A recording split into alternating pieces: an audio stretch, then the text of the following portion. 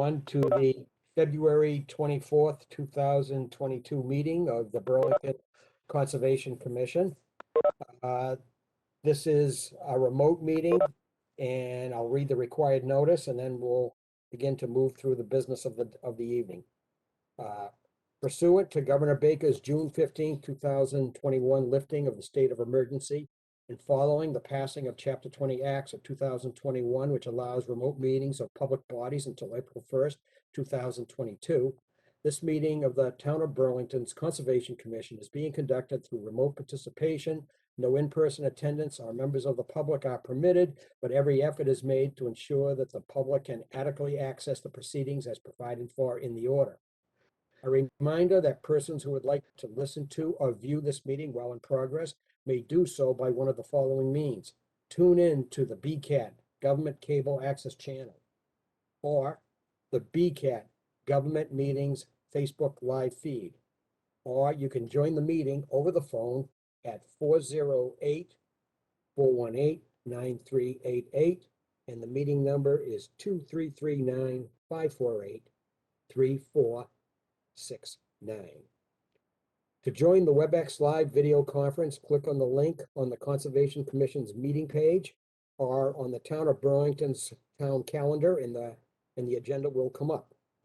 Or go to webex.com and type in the meeting number, and there is an access code with those instructions on the agenda if you need it. New public hearings tonight will not be closed so as to allow for comments from those who are unable to access or uncomfortable with the technology. Comments and concerns regarding public hearings should be emailed to conservation@burlington.org before the next meeting on March 10th, 2022. Next item of business is to call the roll call. And please signify if you are present, say here, present. Don Bernstein, I believe he is absent tonight. Gail Lima. Here. Indra Deb. Here. Bill Boyven. Here. Jennifer O'Riordan. Here. Ed Laturka. Anybody seen Ed yet tonight? No, he's absent. He'll be recorded as absent for now. Associate Commissioner Kent Moffett, I believe he is absent. Administrator John Keeley. Here. Assistant Administrator Eileen Coleman. Here. And myself as chair, Larry Cohen, is present for the record. Okay, so first item on the agenda is citizens' time. Now, this is reserved for a few minutes to bring up a topic that's not on the agenda. So if it's not on the agenda and you'd like to say something about something else, this is the time when you can do that. So is there anyone online who would like to say something about something not on the agenda? In order to do so, if you're attempting to speak, you would have to unmute yourselves. I believe our administrator has everybody muted so we don't have static on the line. All right, so that's item 2, citizens' time. The record should show that there is no one here for citizens' time for an item not on the agenda.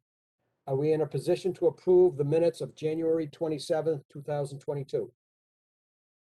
Yes. All right, are there any comments or discussion for the minutes of January 27th, 2022?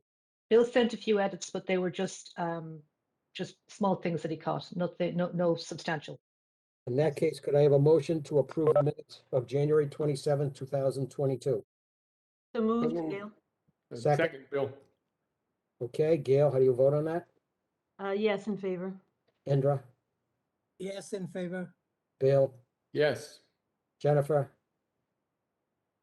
Yes. Ed's not here. And the chair votes yes, so by a vote of 500, the minutes of January 27th, 2022 are approved. Are we in a position for February 10th minutes, or are we holding them? I don't think we have received them yet. All right, not quite yet. That's what I thought. Okay. Next we have, I'd like to mention a couple of things about the agenda. It's on the agenda, item number 8 is a continued public hearing, notice of intent, 102R Wind Street, 102R Wind Street. It is to replace a culvert and restore a wetland stream bank. Its DEP file number 122-666 is being continued until the next meeting. Could I have a motion to continue 102R Wind Street to public hearing, please? So moved, Bill. Gail. Second. Second, Gail. Okay, Gail, how do you vote on continuance? Yes. And that continuance is to the next meeting, which is March, happens to be March 10th, I believe. Indra, how do you vote? Yes. Bill, Yes. Jennifer? Yes. Okay, and the chair votes yes by a vote of 5-0-0. 102R Wind Street, the public hearing is continued to March 10th. John, are there any other items on the agenda being continued that you know of at the moment? No. Okay. Next, we have a request for a certificate of compliance for 7 Wheeler Road. It's the Wheeler Self-Storage Building LLC. It's a bylaw permit. The request for certificate was continued from February 10th. This project was the recipient of a superseding order by the state DEP. And they have already approved the certificate of compliance. John or Eileen, could you comment on the status of this at the moment? Sure. So the Conservation Commission did a site visit before the last meeting, and I showed the commission areas where I thought the plantings were probably not going to survive. The plantings were done last fall, and a lot of them, actually, the roots were out of the ground, had been planted too shallow and not had soil or mulch put around them. And so they popped up and a lot of roots are exposed. In addition, I thought the soil medium in the restoration, floodplain restoration area was just very sandy and not likely to support a very healthy vegetative community. So we asked the applicant to provide an estimated cost for replacement of all the vegetation, which they have supplied to us. So the thing is, the plantings have to survive 2 growing seasons. My concern is that they probably didn't survive the winter. So if they're replaced in the spring, all the ones that didn't survive, they would still additionally need to survive, or 70% of them would need to survive another 2 years after that. So the amount of money needed to replace the plantings would not just potentially be to replace them once, but potentially some of them more than once. And we also, so I understand the applicant would like to try to get the certificate of compliance because of a closing coming up. So I would think if you would entertain that thought, you might want more of a bond, and you might want to require better soil be put down in that area. All right, and how much is the bond now, the performance bond? 20,000. 20,000. Would anybody who is on the site like to comment on what they saw as the condition of the site? Any of the commissioners? This is Gail. So I, saw what John pointed out in terms of a lot of the shrubs where the roots were above the ground, whether it was just from kind of erosion of soil or popping up from, kind of wet or freezing conditions, but they didn't look like they would survive. But I have a question about, so the soil in the floodplain area was kind of a mess. And if that's won't support vegetation and needs to be replaced, are you thinking, John, they would, that they would have to include that in a higher bond to do that soil replacement? Because seems like they should need to do that before we issue a certificate of compliance. So I'll let they're here. So I mean, I think they're closing in a couple of weeks. You could just increase the bond to include the amount to cover the soil as well as, potentially additional plantings. Anyone else have a comment from the commission? All right, I have a comment. is, John and Eileen, the thought that occurred to me when I was out at the site, seeing the ruts and things like that, some erosion ruts. It just seemed to me that I was wondering whether, some temporary stabilization is needed, especially through the spring with the, like, maybe heavy rains and things like that. In other words, I'm asking, is there anything in addition to an additional bond that would cover all this work that really does need to be done? Is there something more immediate that they should also ask them to do as a condition of issuing the certificate? Well, I mean, I think part of the problem is, I mean, I know they're trying to get a certificate fairly quickly because the property is being sold, and that type of work probably can't be done until April at the soonest. You just can't get in there and do that kind of work until the ground dries out a little. Yeah, yeah. Okay. So if I understand correctly, you are suggesting that we entertain a motion to require an additional posting of performance bond to increase it, and then a motion to issue a certificate of compliance. Is that what we need to do? So, Andrew Graves is here. I would, Yeah. I would, I'd recommend that you let him speak up, Larry. All right. Yeah, Mr. Graves, if you please state your name and your association. I'm a principal architect at BL Companies. We were the architects and engineers, landscape architects for the project of record. I was on the site yesterday. I do agree with Mr. Keeley's assessment. The soil out there was very thin initially and very sandy. And when they respread the existing topsoil, I would agree, it needs additional topsoil. So what we're proposing is to increase the bond by an additional $10,000 from $20,000 to $30,000. We provided an estimate to Mr. Keeley. The total cost of plants is $28,000. They're under warranty for a year, so all replacements would be covered by the contractor. So we'd have a full year of replacement free, and then an additional $30,000 to cover any additional cost for plant failures going into the future. And then we also propose, and we're happy to make this a condition of the approval, is to provide topsoil now as soon as spring conditions would provide. Obviously, you don't want to spread topsoil on frozen ground, so as soon as the soil dries out and unfreezes, then we go in there and we work with Keeley and have him inspect and approve the application to the extent he feels necessary. We provide topsoil as agreed.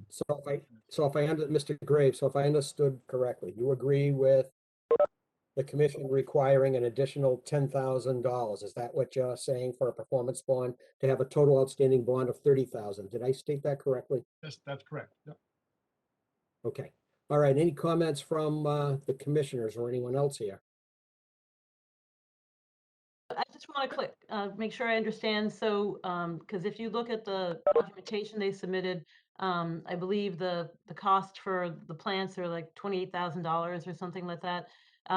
So you're saying that the nursery or whoever supplier that you purchased the plants from, that they're warranted for 4 years? For the first year, they'd be warranted. So anything that fails in the first year would be replaced. Okay. So if at this growing season, if whatever fails, they're going to replace at their cost, and so that you're so that if so then we wait another year, so that's 2 years. I'm just trying to get to what John was talking about in terms of replacement, and so you replace those, and so then those plants won't need to have to grow for another 2 years, the ones you replaced, and the $30,000 should be enough to cover if everything had to be replaced, correct? Is Right. that We feel that's a comfortable, the worst case scenario kind of thing? Yeah. Okay. It's unlikely they'd all fail, especially after a couple of growing seasons and being replaced once. Okay. And then I guess in terms of, and you're proposing to augment the soil and the conditions out there like in the Exactly. spring. So is that something that we need to have a bond for, or do we, is there some way to assure that that's going to happen if we issue the certificate of compliance today? I think if you made just a condition of certificate, that we would supply topsoil and in the areas and thicknesses that the commission deems appropriate. We'd be perfectly fine with that as a condition of approval. Does that work? Okay, Like is you there any, grant the certificate? So it wouldn't actually be on the certificate, but it would be in the minutes. And if they, for some reason, they didn't do it, then we could just do an enforcement order. All right, thank you. all right, anyone else? Yeah, I just have a question to you. John, do you think that $30,000 would cover in case they don't do anything? Sure, it sounds like it would replace 100% replacement of the plants, which would be worst case scenario. Okay, thank you. All right, let's move along then. Then could I have a motion to require the posting of performance surety in the amount of an additional $10,000 to the project called Wheeler Self-Storage LLC under bylaw permit DEP file number 122-604 under authority of Burlington Bylaw Article 14. So moved, Gail? Second, Second, Indra. all right, Gail, how do you vote? Yes. Indra, Yes. Bill, Yes. Jennifer? Yes. And the chair votes yes by a vote of 500. 10,000 additional performance surety is requested from Wheeler Self-Storage LLC to add to the existing amount of 20,000.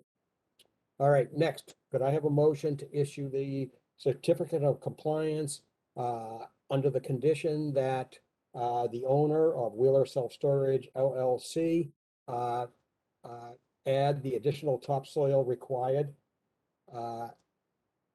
And was there anything else they have to do? Oh, that was it. And then take care of the plants, obviously, but Right, through 2 growing seasons. through 2 growing seasons. Okay, is there a motion to issue that certificate on that basis? So moved, Bill. Second, Second, Gail? Gail, how do you vote? Yes. Indra, Yes. Bill, Yes. Jennifer? Yes. Chair votes yes by a vote of 500. The certificate of compliance under Burlington Bylaw, Article 14 for DEP file number 122-604, Wheeler Self-Storage LLC is approved by a vote of 500. Mr. Graves, I think you're all set. Okay, great. Appreciate it. Thank you much. I appreciate your help with this. Thank you. Thank you. All right. Next, we have a continued public hearing. This is a stormwater erosion and sedimentation control bylaw application. It was for our library at 22 Sears Street. It was required by the town of Burlington, and they are reconstructing the parking lot at the library. The whole thing is being taken up and reconstructed. Okay, is there someone here for that project? Good evening, Larry. It's Tom Hayes, town engineer. Nice to see you, Mr. Hayes. Good seeing you folks. All right, would you like to say anything further or? Sure, Tim Mazzoni, who's the design engineer, resubmitted a plan and we incorporated some of the requests of the commission. We've added a storm scepter as well as a tree box well to provide some limited treatment to some of the runoff. More of a demonstration program, at the library. Yep. So I think we have a good project here. All right, and I understand that you put in some stormwater structures or two in the latest plan? Well, we've upgraded everything. All the structures have been upgraded to full deep sump catch basins with hoods, and then the storm scepter was requested, and then again that tree well we put in there. Right. All right, so thank you. John or Eileen, is there anything more that needs to be done on this? No, as Tom pointed out, they were already proposing to replace all of the shallow catch basins with deep sump catch basins. And based on our last meeting and on me pestering them, they've added the tree box filter, which, as Tom said, will be a little bit of an educational feature. And I can't remember who questioned whether a storm scepter was needed, but they've also added the storm scepter in. So they did what was asked, and it is an improvement. Okay, Any of the commissioners have any further comment on this one, the reconstruction of the parking lot at the library? This is Bill. I was the one who asked for the storm scepter, and I'm very pleased that it has been incorporated into the design. So thank you very much, Tom. This is Gail. I just had a question where the tree box filter is, well filter. Yes, go ahead, Gail. Can you see my screen? It's here. It's right in almost in front of the front door of the library Oh, yeah. Yep, that'd be on great. Sears Street. Yep. They're great. Thank you. That's a good location. All right, any other commissioners have a comment? Okay, this is a public hearing for the erosion and sedimentation control permit. Is there anyone in the audience that has a question about the reconstruction of the parking lot at the Burlington Public Library? All right, hearing none. Eileen or John, would you review the draft document, please? I can do that. Please. Just opening it up right now while just sharing it. Trying to share. Come on, there we go. Okay, so Tom Mazzoni's name is on it as a senior engineer. He was the person who actually submitted the application. Most of these are very, very standard conditions because it's a fairly small project. It's as described here, reclaiming and repaving an existing parking lot, replacement of 5 existing shallow drainage structures with deep sump catch basins, a storm scepter and a manhole. 1 filter, tree box filter will be added at the Sears Street frontage, and the project will disturb approximately 25,000 square feet. These are the stormwater management standards, and nothing is amiss there. It's not an area of high. Pollutant loading. Yes, exactly, pollutant loading. Thank you. This is the reference to the plan, which was last updated yesterday. These next few are just standard. Then the commission shall be notified at least 1 week prior to commencement of construction. So we'll probably meet with Tim just to talk about what sort of erosion controls are needed. The pollution prevention ones are all standard about keeping the site clean, no discharge of fluid.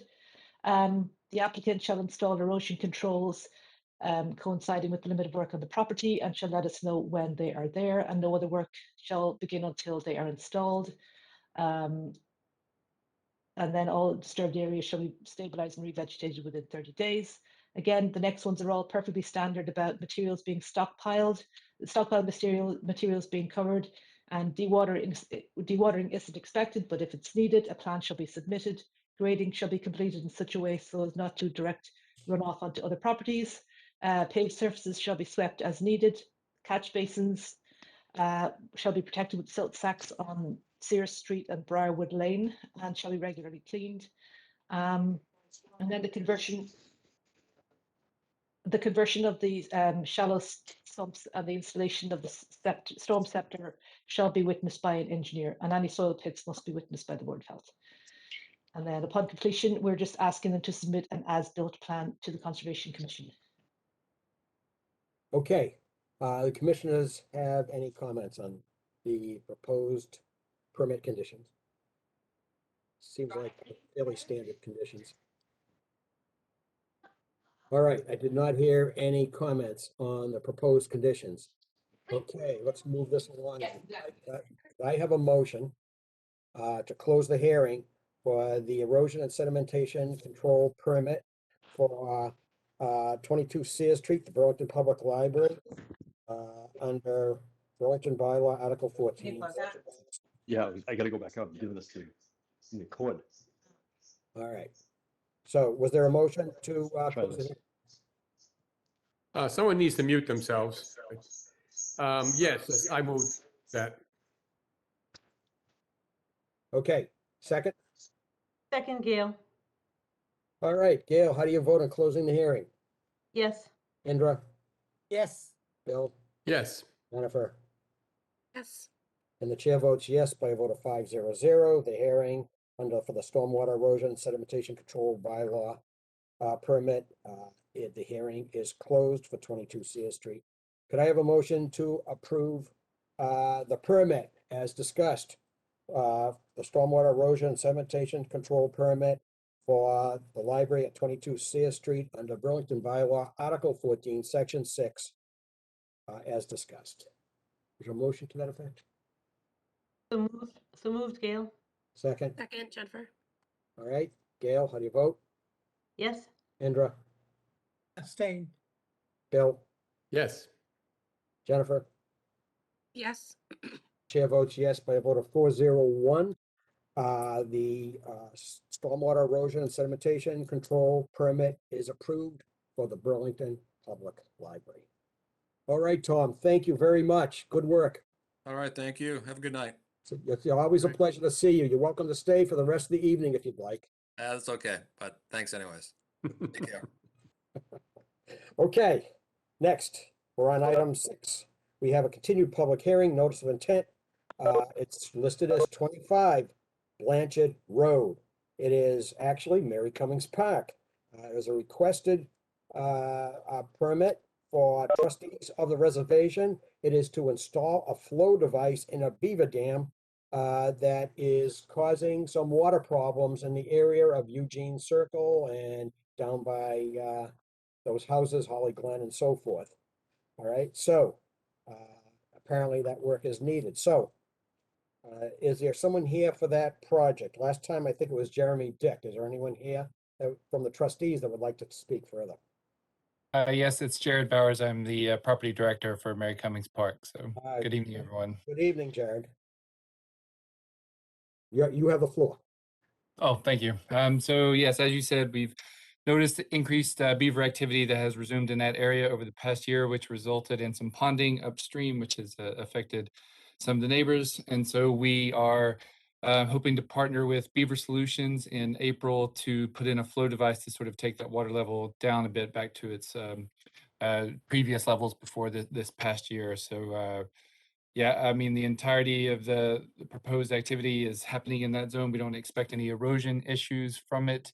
And yeah, it would all be done by hand in a single day to lower the elevation below the dam, basically. All right, very straightforward, Jared. Thank you. All right, and from John or Eileen, do you have any concerns that have arisen since the last time we heard from you on this, John or Eileen? I don't think so. So the Conservation Commission did a site visit on Wednesday, saw the dam, walked around Holly Glen and went up to Eugene Road. I think it's a good solution. There's good news and bad news. The good news is they're not doing it until April. The bad news is we can't close the hearing tonight because DEP has not issued a file number. I made several attempts to get a file number from DEP, but unfortunately our circuit rider is out sick and DEP isn't really fully working back in the office yet. So we're going to have to continue this. We have a draft decision ready, but we can't close the hearing until DEP issues a file number. All right, so let me ask, is there any reason why, assuming we continue this, that Jared would need to come, given for anything? No, I mean, well, Jeremy would be back anyway, but no, I mean, we can certainly send them even tomorrow or Monday, a copy of the draft for them to look at. And They've then, already you know, seen the draft, John. I Oh, sent okay. that to Jared today. Okay, so as long as you don't have any issues, nobody really needs to come to the next meeting. Although we don't object to you showing up for our meetings. The next one will probably be in person as well, so just so you know. Great.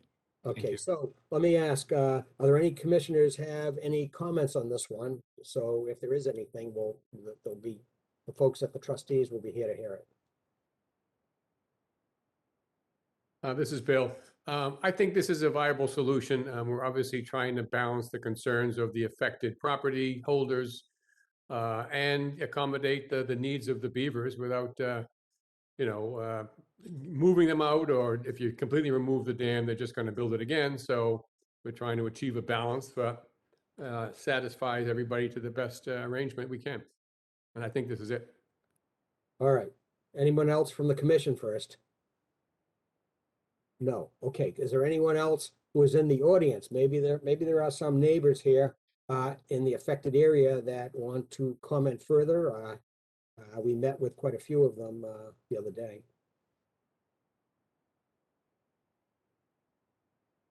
Is there anyone in the audience that would like to comment on installing Deborah the, has her hand up. Deborah, I think you can just unmute. Okay, can you hear me? you can. Okay, hi. I just there. wanted to thank all of the commissioners for coming out the other day to view the damage to my property. Yes. And hopefully, the installation of the beaver deceiver will make enough of a difference so that half of my yard is reclaimed by me and not by the beavers. Sounds like a good goal for you. Yes, it is. And thank you. Deborah, could you state your address for the record? 27 Eugene Road. Right, I just needed you to state that so when they do the minutes. Sure. All Okay, right. thank you. Yeah, thank you for your comments, Deborah. Yeah. Okay, is there anyone else who would like to comment about the beavers or the beaver dam? Yes, I have a question, Larry. Yes, Dave Webb, 25 Eugene Circle, is it? yeah, 23 Eugene Road. It's a road, 23 not a Eugene circle. Road, okay, yes. And I'm a town meeting member and I'm also in a butter, 2 doors down from Debbie's house. And we're concerned, yes, about this. And once again, I echo what you said. We do appreciate your efforts on this and coming out for the site visit yesterday. I think it went pretty well. You're entirely It's right. found a concern. I heard today there might be a continuation. So my concern is this going to cause the trustees any delay in signing the contract with Beaver Solution to get this done in April? We don't want this to slip. All right, Jared, do you have a comment on that? I mean, we're ready to move on this as quickly as we get the approval from you guys, I think. So it's, yeah, I don't know what we need to do to, if there's anything we can do at the trustees to help move this along, from your point of view. We're certainly committed to helping and, you know, to doing all that we can. But yeah, as far as I was aware, this was something that was a bit out of our hands in terms of the continuation. So if there's anything we can do, please let me know. It should be pointed out that, tell me if this is correct, that the company doing this work is very experienced in the state, and they will maintain it for the first year, and then the trustees will take responsibility for maintaining the flow-through device thereafter. Is that all correct, Jared? Yes. Okay. I have a question for Jared. This is Bill Boyven. If this had passed tonight, we were able to close, I mean, what's the time frame? Is this something you can do midwinter like now, or would this have had to wait till the spring anyways? It has to wait till the spring anyways, based on our conversations with Beaver Solutions, because we were hoping to move on it quicker, but he said they needed to wait until the ice and all the rest of the things were gone. And so he was going to wait until April 1st. Okay, so if this closes at the next meeting, it wouldn't have changed your time frame at all. No, I mean, we had to go based on their judgment since they would be doing the work, and he said April 1st. So Thank you. Okay, anyone else from the commission have anything to say? And we had no one else from, I believe, any other input from our guests? No, the public. All right, so could I have a motion to continue the public hearing until March 10th, 2022 for the notice of intent for 25 Blanchard Road, known as Mary Cummings Park, for the trustees of the reservation to install a flow device in the beaver dam? Gail? Second, Second, Indra. Gail, how do you vote? Yes. Indra, Yes. Bill, Yes, Jennifer? Yes. The chair votes yes by a vote of 5-0. The public hearing for 25 Blanchard Road, Mary Cummings Park is continued until the next meeting of March 10th, 2022. All right, Jared, thank you for showing up. Tell Jeremy we look forward to either seeing him or hearing from him in the future. thanks very much. Have a good night, everyone. You Good too. night. Good evening. Okay, we're on item number 7. Item number 7 is a continued public hearing, notice of intent, 34 Cambridge Street, which happens to be the Crossroads Shopping Center. And Edens is installing a walk-in freezer at the rear of the store for a DEP file number 122-668. And this is for the purposes of a new business coming into Burlington called Mom's Organic Foods or something like that. Is there someone here from Edens here or from Mom's? Tim Hayes from Bowler, the engineer on behalf of Eden's. My colleague Steve was here last time with you guys to give you a synopsis of what we're doing here. But I know Eileen had given us the draft order of conditions, and we reviewed that with the owner today, this afternoon, and we didn't have any issues with those conditions that you guys had proposed. So if you want me to go back through the project at all, happy to answer any questions. I think last time that there was just a few questions, I think got into the conditions actually as far as the de-icing and the cleanup of the wetlands itself. So yeah, like I said, happy to answer any questions. Yeah, okay. Now, just to be clear, what we asked for, what I specifically asked for, if they would do a walk around the property along the stream. And in the past, you may or may not know, we've had some trash and other things, but you know, with the conditions in the winter, it's hard to see under the ice and things like that. Asked if they'd just make an effort to help us get that out, any trash that they see. There may be nothing. And if there is nothing, they'll send us a note that we did a walkthrough and we didn't find anything. And if they do find something, they can tell us what they found and say they took care of it. And they agreed to do that. And so, and we have a representative from Eden's on tonight, and I talked to him, just a few hours ago, and they're committed to doing that. So, with the snow coming here, but after that, when it melts, we'll have them go out there and actually take a look through. We appreciate that very much, your help with that. Is someone from Eden's want to say anything? Are they here? Yep. Wells Stanwyck from Eden's is on. I'm a construction manager. Just want to thank you guys for your time. And like Tim mentioned, we're here to be partners with you guys and willing to do whatever we can. And cleaning up the back is definitely a priority of ours. So. Well, we appreciate that. And do you know, I know you're not Mom's Organic. Do you know like a 1 or 2 minutes? There's a lot of people online tonight. Do you know anything about that store that you want to say, what it's about at all, or? Yeah, so I think we have someone from Mom's on. I'll give them a sec. They are on. If not, I'll try and do my best. Okay. Is there somebody from Mom's Organic that wants to say a paragraph or two? You have to unmute yourself if you're here. All right, I guess I will do my best. This is Wells from Eden's again. Mom's is a market out of the Mid-Atlantic, out of, I believe it's Maryland or Virginia. And it started from a man who was actually selling groceries out of his mom's basement, all organic. And from there, they started and expanded with grocery stores.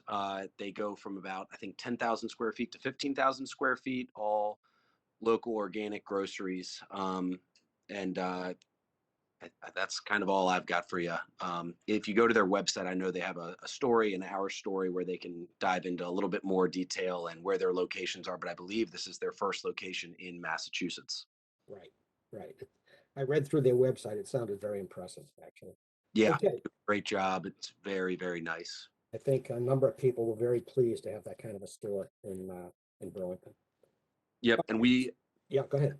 Oh, and just we have them at a few of our other centers down in the Mid-Atlantic, and they do a great job down there. So we're super excited to get them up here in the Northeast. Excellent. Thank you for those comments. All right, so this is a continued public hearing. John and Eileen, are there any comments or issues you'd like to make the commission aware of, please?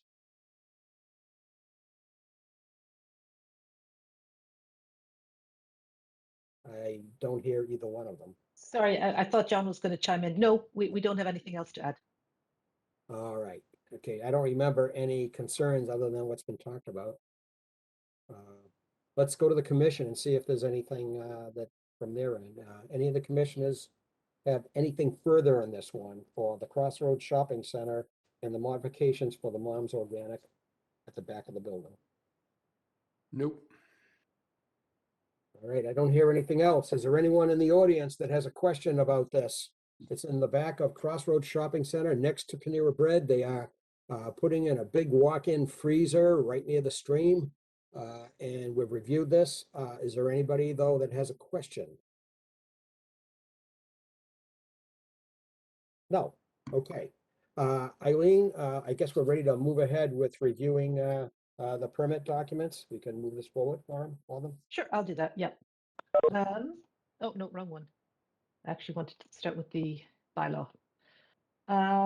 So this describes the project as we just talked about, the walk-in freezer.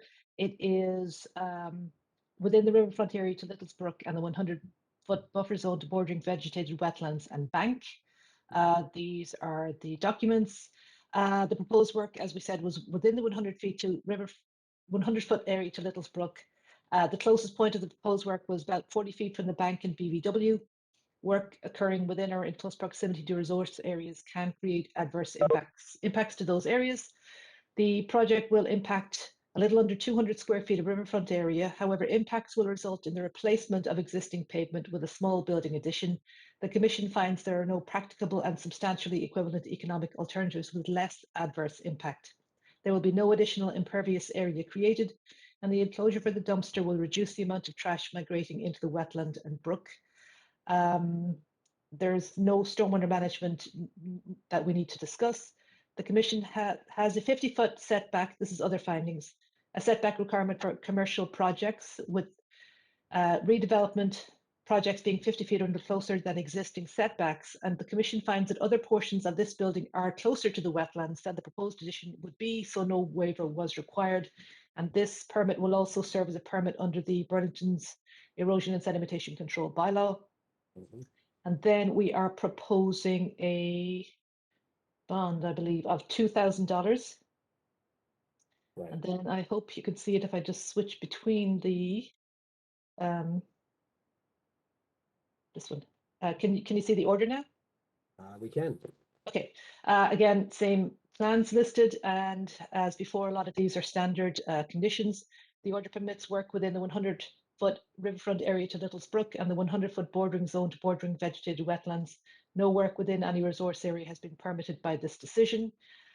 Going down to pre-construction conditions, there, as everybody has heard me read out many times before, we'll want the area to be marked out in advance.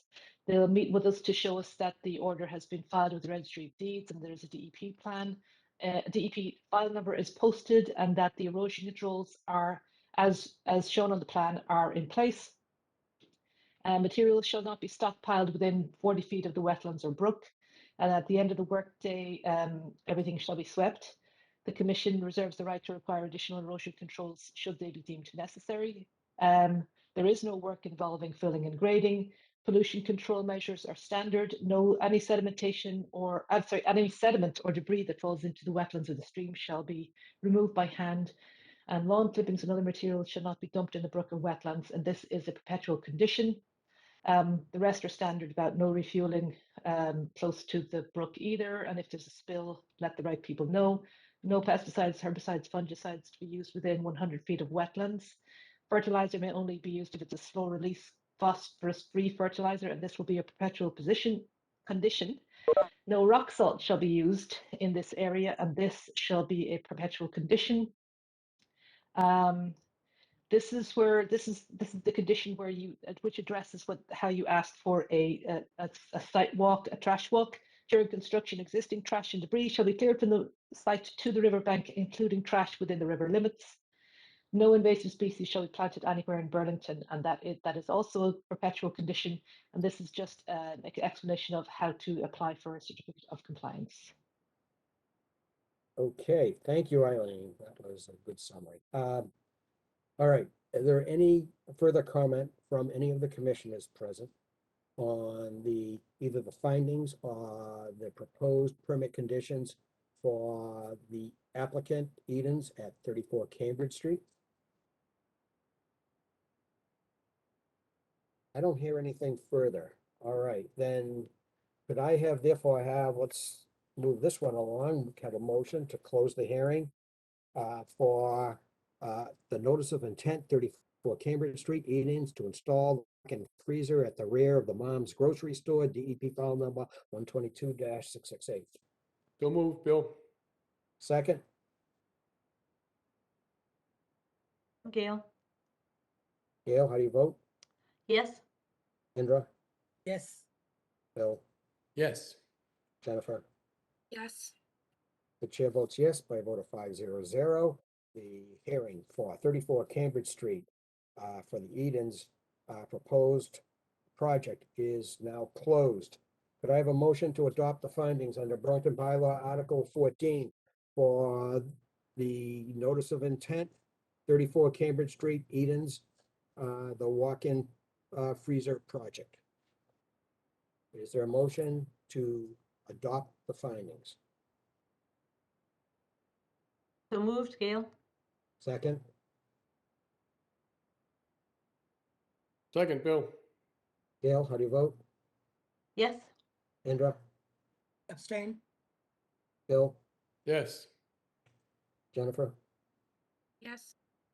And the chair votes yes by a vote of 4-0-1. The findings are adopted under Burlington Bylaw Article 14 for the project at 34 Cambridge Street. Could I have a motion to adopt the permit conditions as discussed for 34 Cambridge Street under Burlington Bylaw Article 14 and the State Wetlands Protection Act?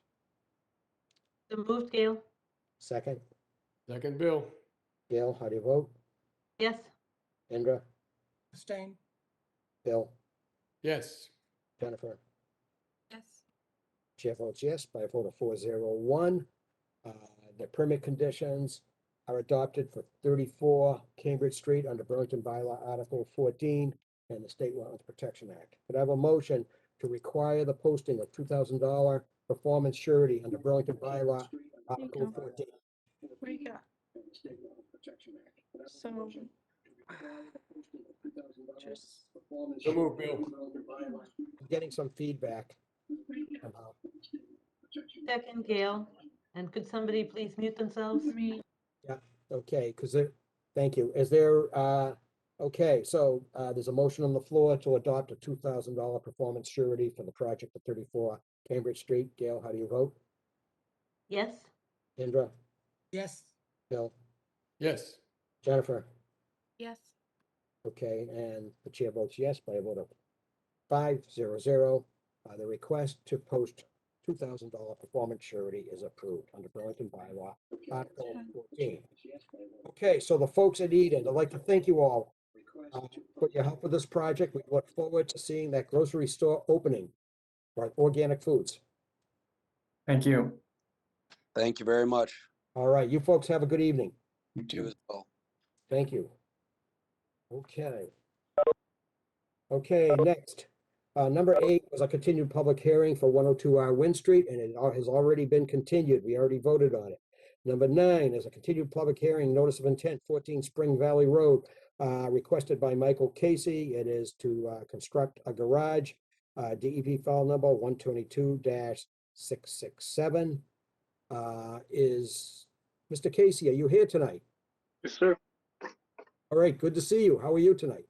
I'm good, thank you. Again, flying solo as my engineer is deployed, although locally, his time is of the essence and unable to make it to our meeting today. All right, so you're located, you live at 14 Spring Valley Road, correct? Yes, sir. All right, I just repeated that so the person doing the notes was clear. All good. All right, would you like to say anything further? It's nice to see you. Thank you. Good to see you as well, and I appreciate everyone's time. I know I am the least experienced around, so I appreciate you bearing with me. Sure thing. Is it possible to share my screen, Eileen? Yes, yes, you can. You hadn't sent a drawing to us, so didn't have something ready to share for you. All good. I just wanted Go to ahead. make sure it was okay. Oh, sure, of course. So, and you can see this okay? Yep, you sure can. So essentially, with John's guidance that he received from Mass DEP, restricting my ability essentially to build a garage, which is kind of shown in this architectural drawing with a typical garage door and then, typical foundation walls, all pretty normal. This part of the project or this strategy seems unrealistic. There is no way I can make this unrestricted flow or unimpeded flow of water in the event of a flood. So Yes.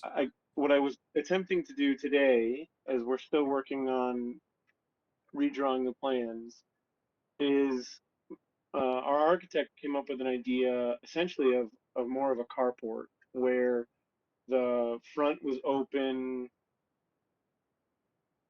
the back and sides were open, and although there would be some impediment, which it's impossible to have zero if I were to build anything, these pillars would essentially be 30 by 30, 30 inches by 30 inches, or I think even, and 30 by 30 footings, sorry, and then 18 by 18 inch pillars for reinforced concrete. I wanted to see if I can get any feedback or comments in reference to this, if it's a viable option for us to continue to move forward as continuing to construct these plans. Of course, it's time, energy, and a little bit of money. So this was our kind of pivot, kind of an idea. And then I guess before I ask for more feedback, the plan would include the compensatory storage, and the argument, of course, would be that there would be somewhat of a de minimis restriction in flow of water. Right. Ideally, not, I guess, required, but ideally, the hope was to even potentially put this type of a garage door on it, as well as, to restrict,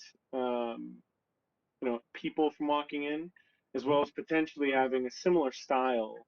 This is zoomed in enough, of framework along the sides, just for security, for anything that we do end up putting in there. Again, these are ideas. I know this isn't super official, but I was really hoping for a little bit of feedback, maybe even a little encouragement to see if I'm headed in the right direction. Mr. Casey, I have to commend you on being persistent and creative. That's pretty good.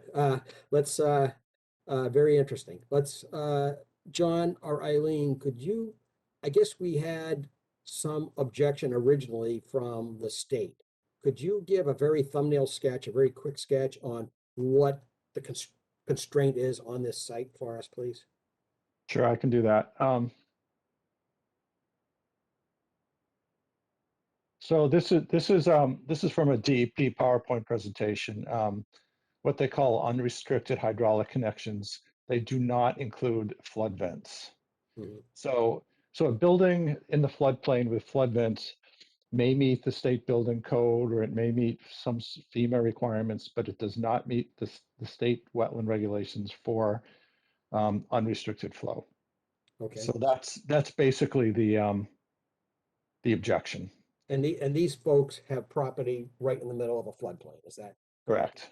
Yeah. Yes. Okay. All right. So I would have to say that Mr. Casey is definitely going in the right direction. What he's proposing appears to be essentially unrestricted flow.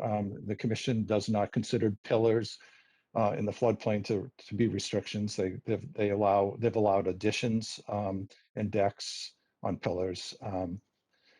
And so then the only issue would essentially be the mitigation for the actual volume of the pillars, the posts themselves. And sometimes, depending upon the situation, the commission could find that the amount of flood displacement by the pillars is de minimis and doesn't need to be mitigated. So that would be sort of a discretionary call on your part. I believe I recall some projects. I can't recall the actual name of the projects, but I do believe we have had motions to that effect in the past. Do you remember that, John? Yes. Okay. All right. Okay. So thank you for that summary. These folks have had to go the extra mile for constraints that were pretty substantial from the state. For the commissioners, any comments? Let's try Gail first. Do you have any comment on this one? No, I think, what you've proposed is actually, I think you definitely go in the right direction and have really worked at it to try to satisfy the constraints of the a building on the site. I actually think those garage doors are pretty cool. And that, yeah, that would be kind of a, pretty creative and good solution for to allow for water to not be impeded, but yet, be able to secure your belongings and stuff inside. That is, thank you, Gail. Indra, comment, anything further on it? Well, I want to thank Mr. Casey to come up with that innovative ideas, that was really good. All right. Bill, anything further? No, I'm guessing this would have an impervious roof and that runoff would have to be just addressed in the plan. Where the downspouts would go, and we would not want it to be drained onto the driveway and out into the street as we usually would request. But other than that, if DEP is happy with this, I think it's a very good plan. All right, Jennifer, anything further on this? Nothing to add, but also appreciate the creative solutions you've been working on. That's great. Mr. Casey, if we can make this happen for you and DEP doesn't have any objection to it, I'm looking forward to seeing that kind of a garage door that I've never seen in Burlington in the last 30 years. They tend to use it in warm weather, so I'll just pretend that it's warm weather. There you go. There you go. All right, let's see if anybody else who's concerned with the project at 14 Spring Valley Road has any comments or concerns or anything to offer. Is there anyone in the audience who is here to comment on 14 Spring Valley Road?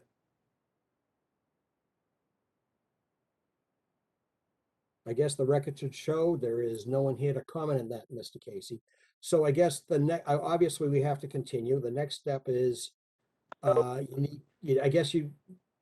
sequence is you'd get a formal plan worked up. You've gotten some good feedback here tonight. And somehow you have to get a reading from DEP. I'm not sure how you actually do that. But I'm sure. Yeah, essentially John? just I need to refile. I think I'm familiar with that process. Okay.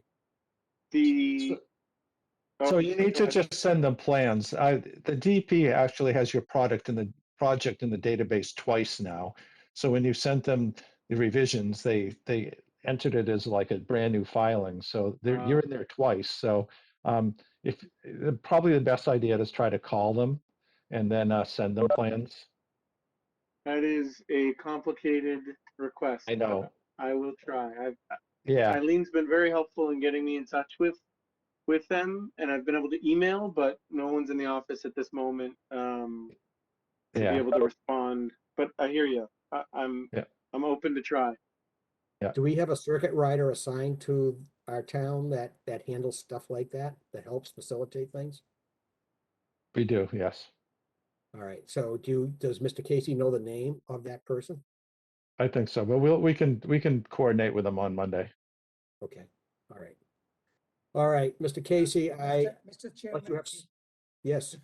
if I may ask one question to Mr. Casey, I'm Yes. just curious about those garage doors. Are those galvanized or what type of metal?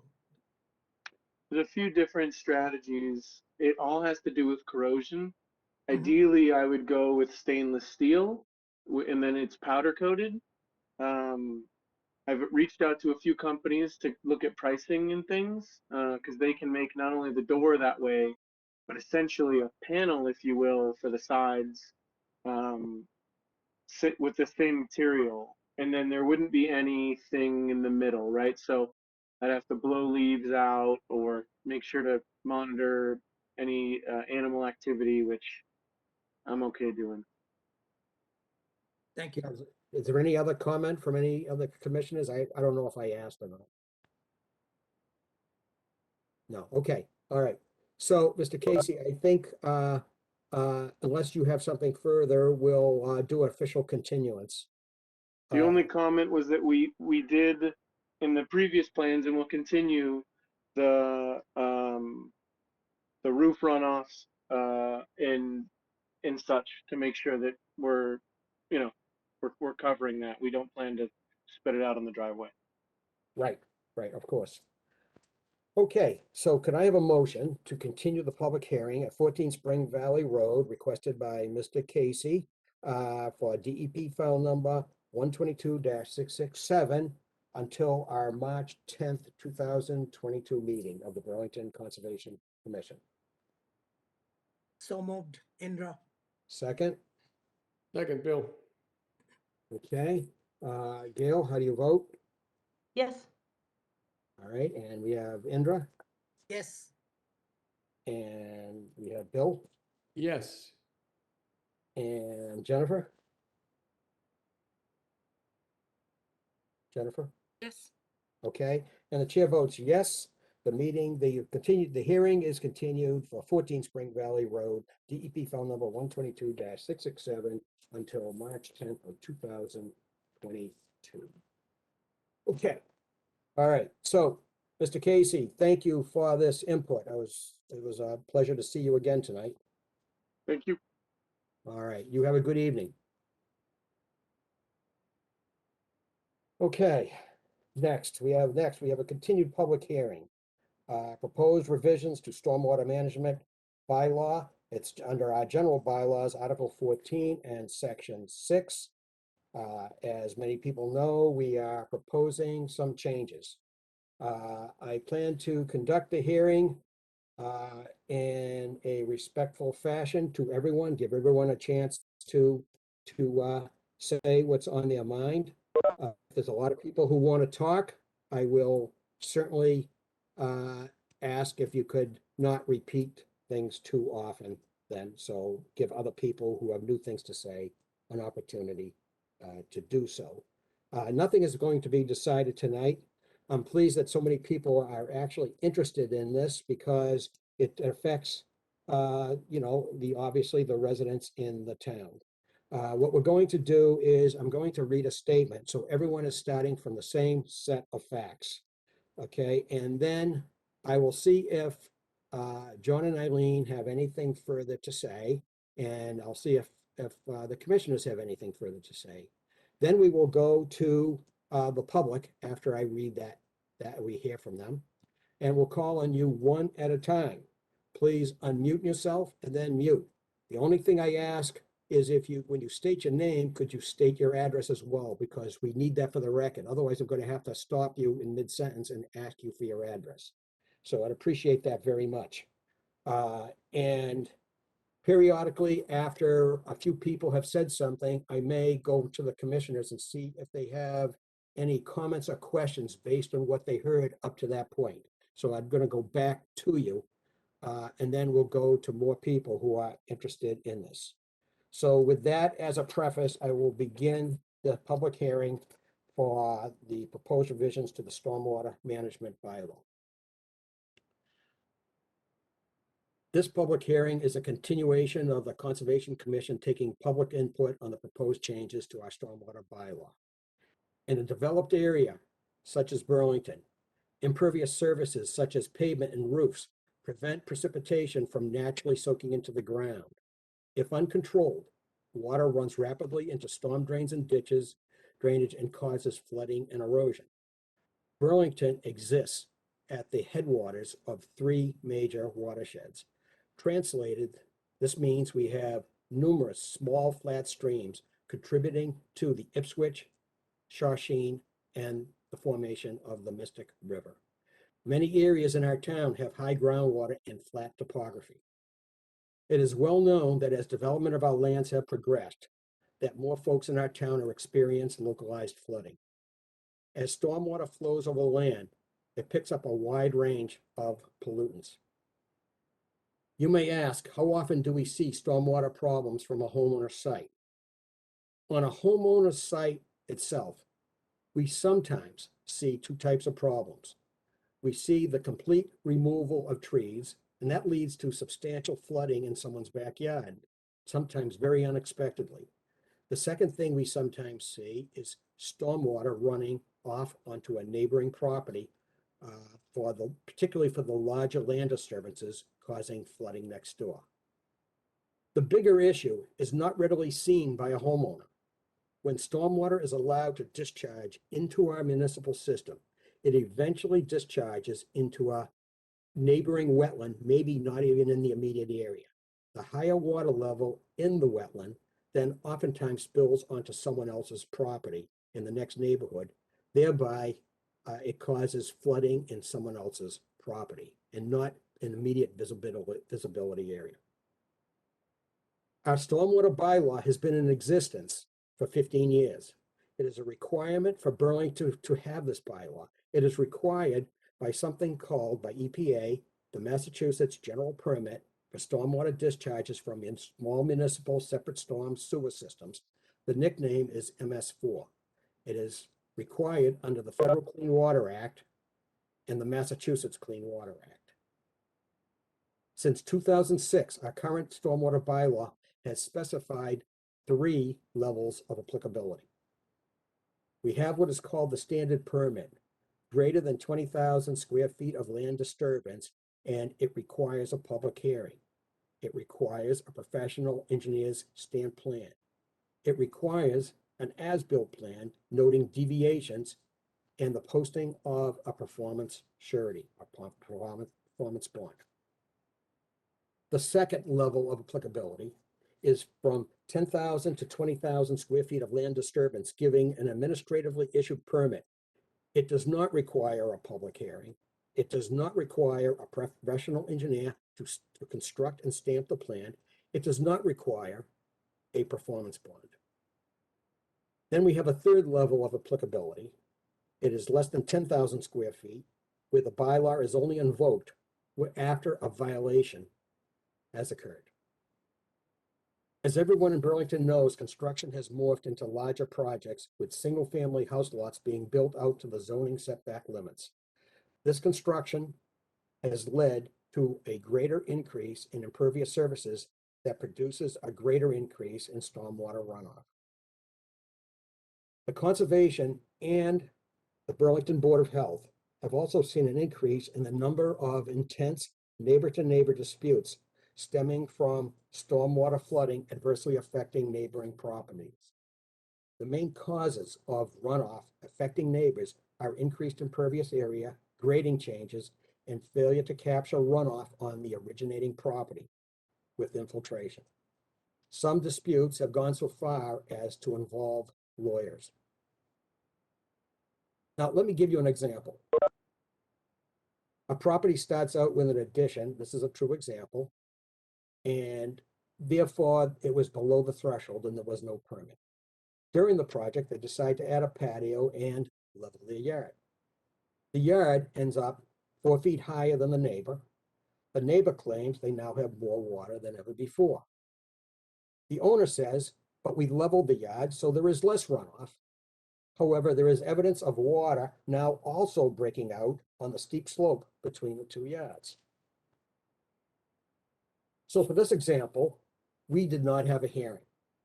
We did an administrative hearing. Administrative permit was issued retroactively because they were under the threshold for a full permit. There was no stamp plan by a licensed engineer, so we do not know if the drainage was constructed properly. There is no engineer that we can ask to review the plan. There is no performance bond.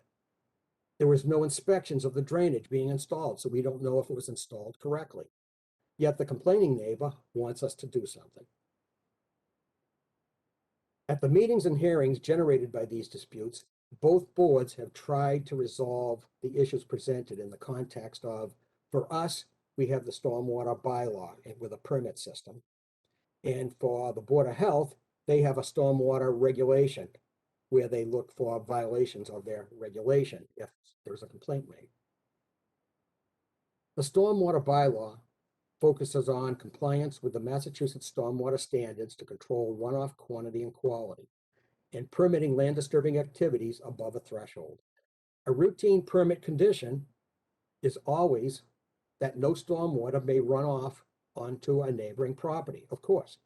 In this example, when the neighbor asked us to do something, none of the tools associated with a permit were available to us for us to do anything about the problem. When a problem arises under a standard permit, the licensed engineer is asked to review the issue and resolve the problem. For projects that were not built under the guidance of a professional engineer, it is much more difficult to resolve, to implement and enforce a remedial action after the fact. In an effort to protect residents from adverse effects of construction projects that increasingly add to the flooding issues in town, the Conservation Commission is considering changes to our current bylaw. Now, here is what we're considering. We're considering lowering the threshold under which a full permit is required from 20,000 square feet, which it is now, to 15,000 square feet of land disturbance. And/or if added impervious surface is being added greater than 900 square feet. So a full permit with an engineer stamped plan and a hearing would be required for an addition measuring 20 by 25 with a single car additional driveway being added of 14 by 30 for the construction of a single family house or larger. We are also considering lowering the threshold for an abbreviated permit. That's the administratively issued permit. Right now, it is at 10,000 square feet, and we are considering and proposing that we lower it to 5,000. So the abbreviated permit would be from 5,000 to 15,000 feet of land disturbance. And/or an added impervious surface greater than 500 square feet, but less than 900. A PE stamp plan would be required for projects proposing an increase in impervious surface of 700 square feet or more for projects with a total land disturbance of 7,000 square feet. So we're asking for those things. What we're asking for is they would get an administratively issued permit, but if it's 700 square feet of additional impervious surface or 7,000 or more, they would have to have a professionally engineer's designed stamp plan. A bond would also be required for all projects receiving an abbreviated permit. It would not require a permit, though. I mean, it would not require a hearing. Okay, they would just submit those things and then they get the permit immediately. We estimate that 9 additions per year would be covered under the proposed regulation. There are very few that actually go this big in the additions. There's about 9 per year. We have about 7,000 homes in Burlington. However, for new houses that would be covered, there would be like 30 additional permits for the year. So out of 7,000 homes, we looked at the last 2.5 years of permits that have been issued by the building department. It looks like the additions would be, I'll repeat, 9 applications would be required for additions out of all the additions that have been done. And there would be 30 permits per year required for new house construction. A couple of important points before I close. The bylaw has been in place since 2007. It gives the commission under state law, Massachusetts Chapter 44, Section 53G, to retain a professional engineer, similar to what we have in all the wetlands, local and state regulations. And it gives us the ability to retain an engineer or other professional to advise the issuing commission, which is us, on any aspects of the plan. This is not a new change. It's been in this bylaw. It's been in our wetlands for a lot longer. It's been in this bylaw for 15 years. In the 15 years that this bylaw has been in existence, the Burlington Conservation Commission has actually never used that provision. We are fortunate to have a professional staff and commission members who are experienced in reading and interpreting plans for wetlands permitting, and I've been on the commission for 30 years. I know for the last 20 years, I think we've only had 1 or 2 where it was so complicated that we required a peer review of the plan to make sure that the regulations. Generally speaking, it's not used, but it's there if we need it. The Conservation Commission has seen an increase in homeowner flooding. The commission is seeking to amend the bylaw to protect neighbors from flooding due to poorly designed or improperly constructed structures. In some cases, this flooding to a homeowner's property into adjacent lands is actually the result of removal trees. The commission often sees people removing all the trees from their property. It's not that unusual. A mature oak tree takes up 50 to 200 gallons per day. After cutting, all that water now remains in the ground, and then the yard is soaked with puddles and water and flooding and so forth. And they're surprised at what happened. We've had sites, half-acre sites that removed 50, 60 trees. And then the flooding for them and adjacent neighbors has become a lot worse. We've had sites, half-acre sites that removed 50, 60 trees.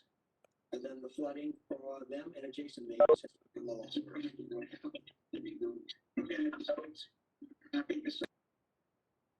All right. All right. Somehow I got some feedback there, John. All right. It's important to note, please, the current stormwater bylaw has had no provision for tree replacement. We do not limit the number of trees removal under this bylaw.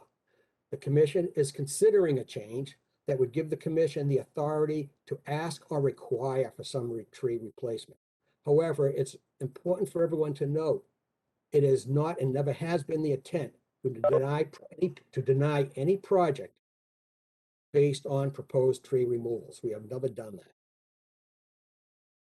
The Conservation Commission is also mindful, very much so, and it was so when this bylaw was originally required for us to put it into place, that we do not want to create an undue burden on homeowners. We're very sensitive to that. And this was a subject that came up when the bylaw was originally created. The commission is seeking a balance with changes to the stormwater bylaw that will allow the projects offering the most risk of issues to be done correctly to accepted engineering standards so minimal problems occur. And there is recourse also if problems do occur. One more note, the Conservation Commission does and will continue to approve waivers for some of these requirements. It is not that unusual that when a project requires is difficult to meet the regulations or difficult for someone to have a modest yard, we have issued waiver requests when they're convincingly presented and properly justified. It's not that unusual. We have the ability to waive any of these regulations, including the regulations under our wetlands bylaw as well. The commission has been working on these proposed changes for the last few months. We have had meetings with the Board of Health that has provided some very helpful comments. We have now put the issue on the agenda now. The commission is seeking a balance between minimizing inconvenience and cost of homeowners and only regulating the projects that are the greatest problem. So we have opened a public hearing on these changes. We would very much welcome input from you and comments from you, our stakeholder public. I'll remind you, we'll have one person speak at a time. Again, I need to remind you, please state your name clearly and state your address. You can either raise your hand, and if I see you, I will call on you. There's a raised hand function, and I'll ask Eileen and John to help monitor that. I will go back to the Conservation Commissions periodically for comment. All right, so John and Eileen, before we get started on getting some input into these proposed changes, John or Eileen, do you have any comments for us? You're welcome to say anything if you'd like. Sure, I'll Larry, go for. oh, sorry, Larry. I was just going to say, I think Larry covered it pretty well, John. But go ahead. Yeah, I mean, that was very comprehensive, Larry. Just fundamentally, though, just to explain to people who don't have any clue what the Conservation Commission does. So the stormwater bylaw is separate and distinct from all their wetland permitting. It has nothing to do with wetlands. This is permitting sites that are not near wetlands. And it's a permit under, as Larry said, there's an EPA permit that requires the town to regulate stormwater. When sites are close to wetlands, we permit it under the wetland bylaw, sort of kill two birds with one stone. So the commission doesn't require a separate stormwater bylaw for a project that is near wetlands. They sort of combine the process, but this is for projects that are not near wetlands. Okay. Eileen, do you have anything further? No, I was just going to perhaps remind people that if they have comments to make, that they should really be comments that are directly relevant to the bylaw that's in front of us and the proposed changes that are in the bylaw, and not to course. something extraneous that isn't under our purview during this hearing. Okay, with that, all right, let's open it up for comments. We have a public hearing. Let me at first see, is there any initial comments? I'm gonna go back to the commission. Is there any commissioner who would like to say anything at the moment? It's not necessary at this time, but we can go Yes, back. Larry, this is Bill Boyvan. I just want to reiterate something you said early in your presentation. We Yes, are not closing the hearing tonight. We are not deciding or voting on anything tonight. The hearing will be continued for at least one more meeting, possibly more. So, you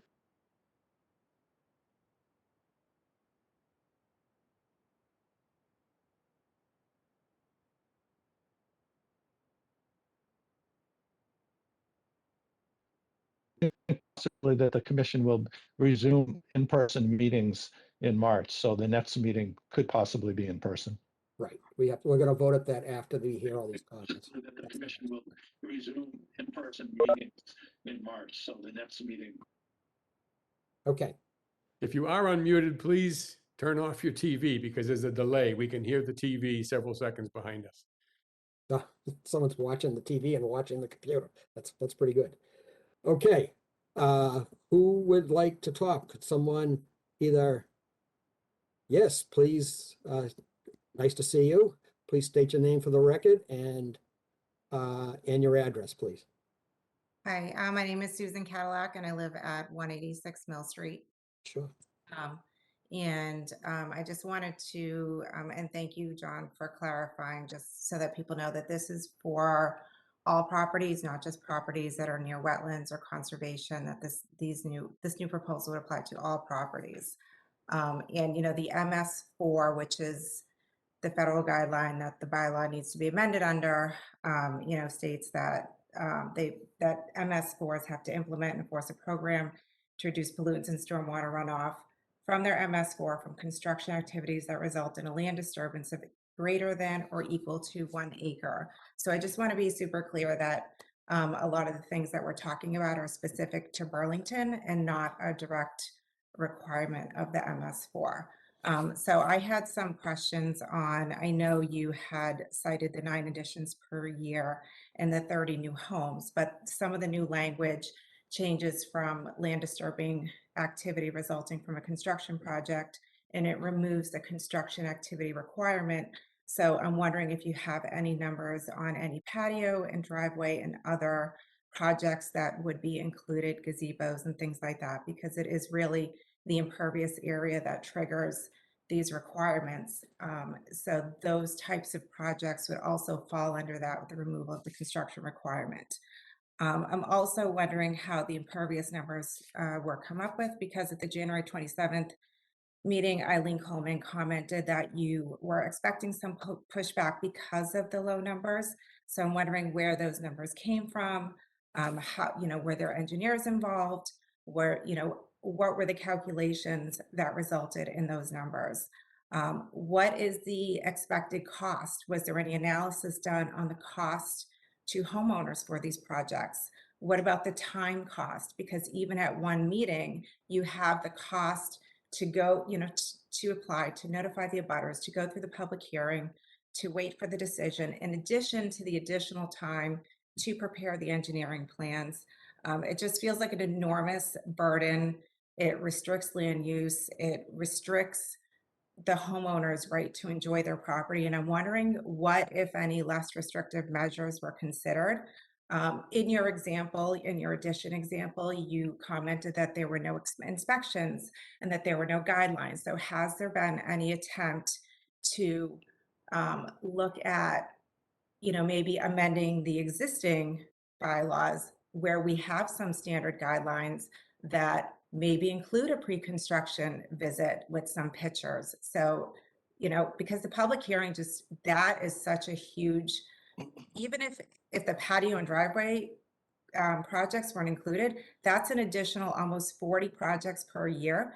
And these meetings are already 1 to 3 hours long. So how are we going to add another 40 projects per year to public hearing. It just doesn't feel feasible. And it also feels like it's just excessive for what is trying to be achieved. And if the true goal is to mitigate stormwater and to mitigate, sediment runoff from construction sites, have other things been considered?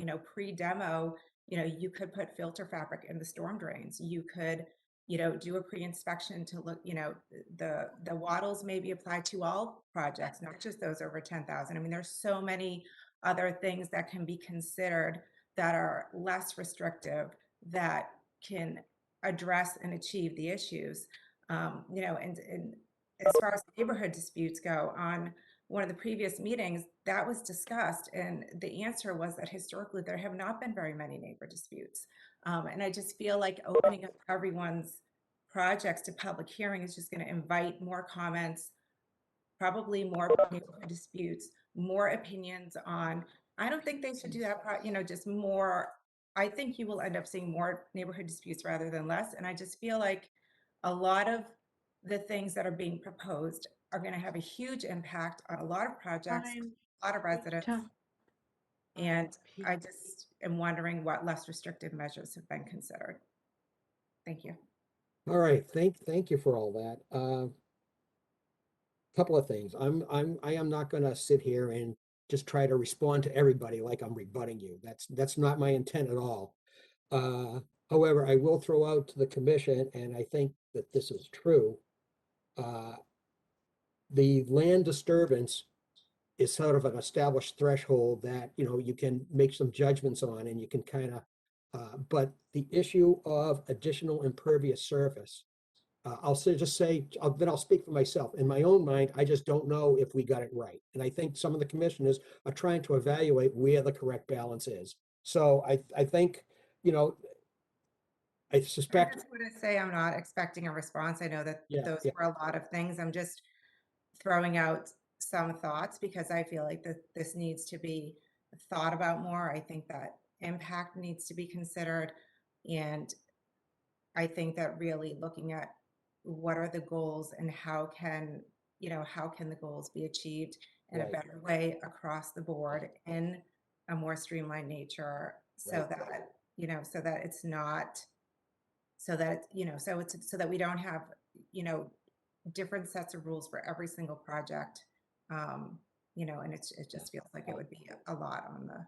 Yeah, I'll just say, you've thrown a lot out there. And so I wasn't planning to do this with every person, but I know that you have taken the lead in proposing a lot of stuff here. So is there anybody on the commission that has any thoughts or questions that they would like to ask on this before we move on to the next person? This is Bill Boyven.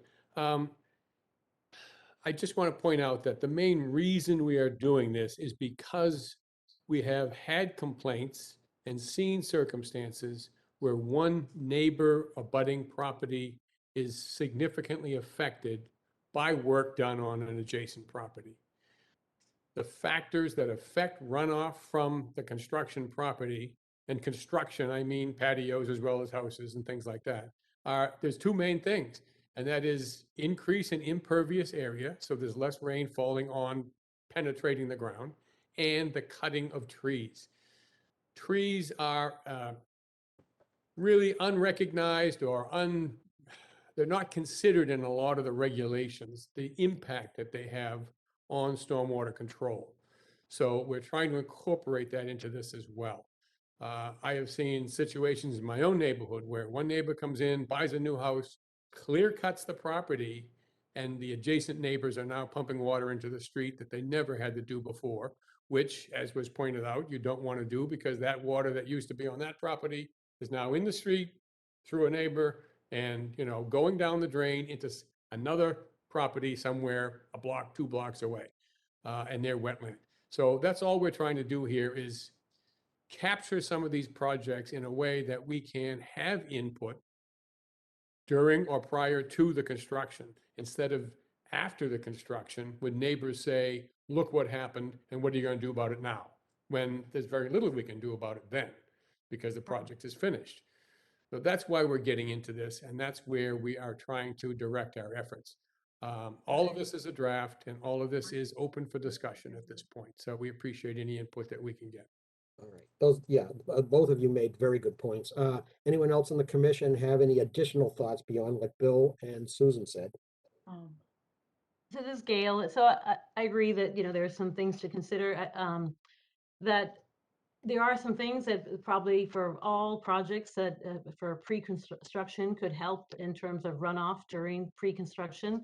But I think most of the problem, there are definitely problems that happen because of bad managed construction sites. But I think the bigger problem is after it's constructed and the increase in impervious area, that now you've created a long-term problem where more stormwater is, running into a neighbor's yard or running into the street and going downstream and flooding someone else. And so I think there are, things that could be looked at to improve pre-construction. But I think, the larger problem is what happens, what you end up with post-construction. Let me go to Eileen because she's the one who is familiar with looking at the numbers of projects and the ones that cause problems and then don't. Eileen, do you have any comment on what you see, what you've seen over the past couple of years with projects that are permitted versus projects that are not permitted? Sure.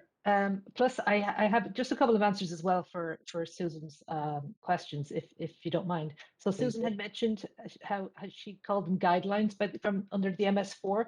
So the MS4 requires permitting for projects of over an acre, but that's just the absolute minimum. Towns are absolutely allowed to apply lower standards, and many towns do. Arlington has a 350 square foot impervious surface threshold requiring a permit. So it's different from town to town. You said, do we have any idea of the numbers on patios and gazebos and so on? No, I don't really yet, because that's not something that we have permitted before. So I don't really know what, to be perfectly honest, I don't know what the square footage of those kinds of things are going to be. You talked about the cost. In one of your Facebook posts, you mentioned $3,000. You're absolutely right. That's exactly the number that I was quoted by an engineer. But people should also be aware that for a tear down and rebuild, it's developers like you who actually have to absorb that cost. It's not really the homeowner. A homeowner isn't going to be paying for that generally, unless it's for a large addition. The time cost, I think the commission, if we go forward with more hearings, and at this point we're not sure how many hearings that's going to be, these are relatively simple projects, and I don't think they're going to be drawing this out in any way, shape, or form. It's very probable that it will be a single night, one meeting, and you've got your permit. But the point about having meetings is that it allows abutters of the properties to, know what the plans are. And I do hear what you're saying, Susan, about maybe that actually opens up more questions, but it's better to be, upfront with your neighbors rather than having disputes after the fact. So Larry wondered if I could just add something in about projects we have seen. I do see some issues on projects that are under the threshold about, developers that didn't want to put up wattles or something, but most people are willing to work with me and they'll put them up anyway. I know there's been a really messy site in town on a very small lot that was very, very, very steep, and they had, sediment streaming down into the catch basins. It is pretty unusual, but to be perfectly honest, it's the Board of Health who bears the brunt of the complaints that happen after the fact. When there's flooding to neighbors or there's flooding to the street and there's icing, it's the Board of Health that deals with those people. So we're actually in this case trying to kind of synergize the two departments and come up with some ideas between us that we're going to help everybody. But I take your point about neighborhood disputes. So thanks, Susan. Is anyone on the commission concerned about whether we have the right balance, particularly for the added impervious? I'll tell you, just does 40 additional homes on the commission sound like a lot of extra hearings a year? And does 500 to 900 sound right, or are you just uncertain about it? Does anyone have a comment on that on the commission?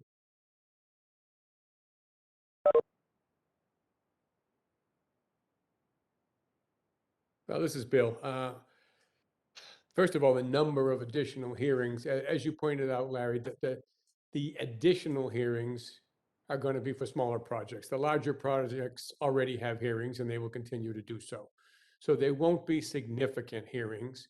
They'll be one night and you know, probably a half an hour or less. And 40 of them would be about 2 more on average per Conservation Commission meeting. It's more work for a group of volunteers, but it is, you know, it's for, that's what we're here for, is to help control the situations that the Conservation Commission is responsible for. So I don't have a problem with our meetings being a little longer and to address this issue. As far as the, yes, Larry. Go ahead, Bill. I was wondering whether if homeowner projects have certain qualities, if there's a way to streamline the process so that if they have certain features, I don't know what they are. I'm not in the business, so I just don't know. Okay, but if there were certain features that would give us some feeling that there was some assurance that the project was being designed correctly, is there a way to shortcut the process? I certainly agree that for the kinds of projects we're talking about, that if we were to have hearings, and I'm not saying we should have hearings, if we were to have hearings, then certainly we should not make them wait for 2 meetings to close. We're not waiting for a DEP file number. They're pretty routine. They should be fairly routine things if they submit the required materials. So for the ones that we end up doing that, we could probably close an issue on the same night, open and close on the same night. I would hope so. And you know, these applications as they come in all go through our staff, and John and Eileen have looked at them in advance. And we have had situations in the past where applications and the closing steps, you know, the conditions have already been reviewed by the applicant and John and Eileen, so they don't have to go over them in detail at the meeting. They've already said that everybody's agreed on those points. You know, things like that could help to facilitate the meeting as well. They're going to see every one of them before we do at the commission. Okay, well, I don't know if we've arrived at stuff yet, but maybe we could go to other people and we can go back if Susan, for example, if you had some additional thoughts, we'll try to go back to you, okay? Anyone else would like to comment on what we're doing or trying to do? I just want to make one comment. This is Indra. Yes. We have been doing it. If the project is very simple, we give the authority to our administrators like John and Eileen. So we do not spend that much time. We say, okay, if it is simple, we do not have to spend too much time. Only time we have to be involved with if there is a big dispute, and then we try to discuss more. If it is simple, I don't think we have to spend too much time. And I'm here, and if it is necessary, of course, we'll spend time to control and to keep our residents happy, or everybody, equally. Very good. Thank you, Indra. So is there anyone else in the audience? Larry, I see Andrea Tracy has her hand up, and Andrea, can you unmute yourself or mute yourself when you're done? I've had to mute you several times.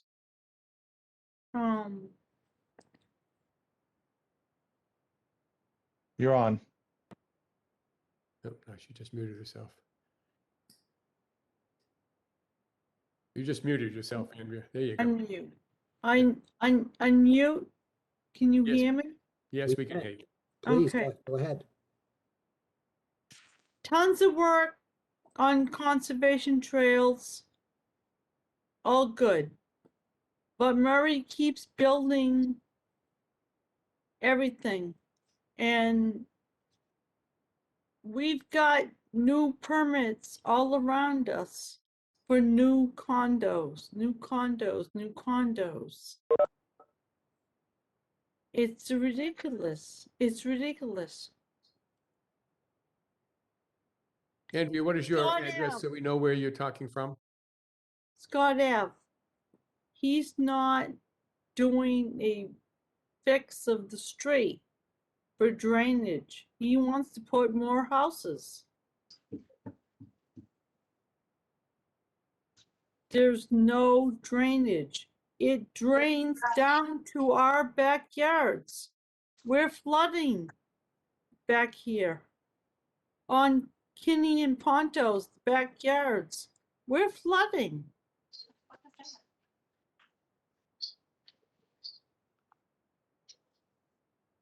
Okay. Larry, I see Ernie Cavino with his hand up.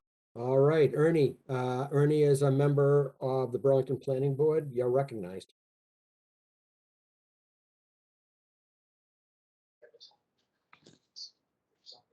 And you muted Ernie.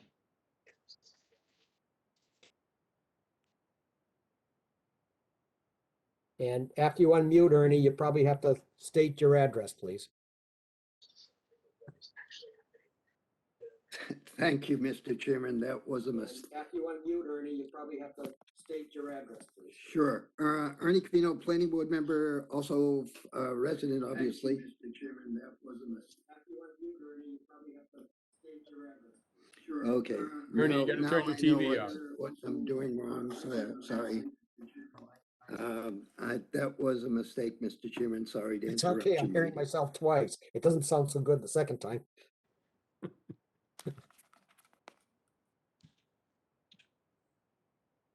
You're on, Ernie. Please continue. I think he said he raised his hand accidentally. Oh. You're not recognized then, I guess, if you don't want to say anything. Anybody else would like, I see a number of people here. I'm gonna scroll through and see. I see how about John Tucci? I see your hand up. Are you online? Yes, I am. Please continue. Thank you for raising your hand. Yes, I'd just like to state that I'm a resident here in Burlington, and I've worked with Mr. Keeley and the conservation staff in the past on 2 different occasions. And Mr. Keeley and the conservation staff have been nothing but amenable and great to work with. But I'm just wondering, I am a builder, I am a general contractor, and I have worked in, many of the communities, Brookline or Somerville, Cambridge being some of the hardest communities to kind of work it. And as far as stormwater, they've kind of, as far back as 20 years ago, 15 years ago, they've been kind of of stormwater, more so because their setbacks are between 7 to 10 feet on side yards. So we understand that it's kind of a concern, but here in Burlington, where we have half-acre or quarter-acre properties, more so probably on quarter-acre properties, it's a concern. But I would think that on your smaller projects or construction projects, that can be easily managed with the building inspector and the town engineer. So something like, if you're not within a waterway or a wetland, gutter water from your gutters to the downspouts being caught into kind of a catch basin or some type of, the driveway runoff, if you're gonna, ask for it to be required to be controlled with on site, there would be, I've seen them in new construction projects. They've had the channel drains at the end of the driveways and they going into a catch basin. So stuff like that, I think, could be managed easily between the building inspector and engineering, without conservation having to get involved, to basically kind of make the permitting process easier.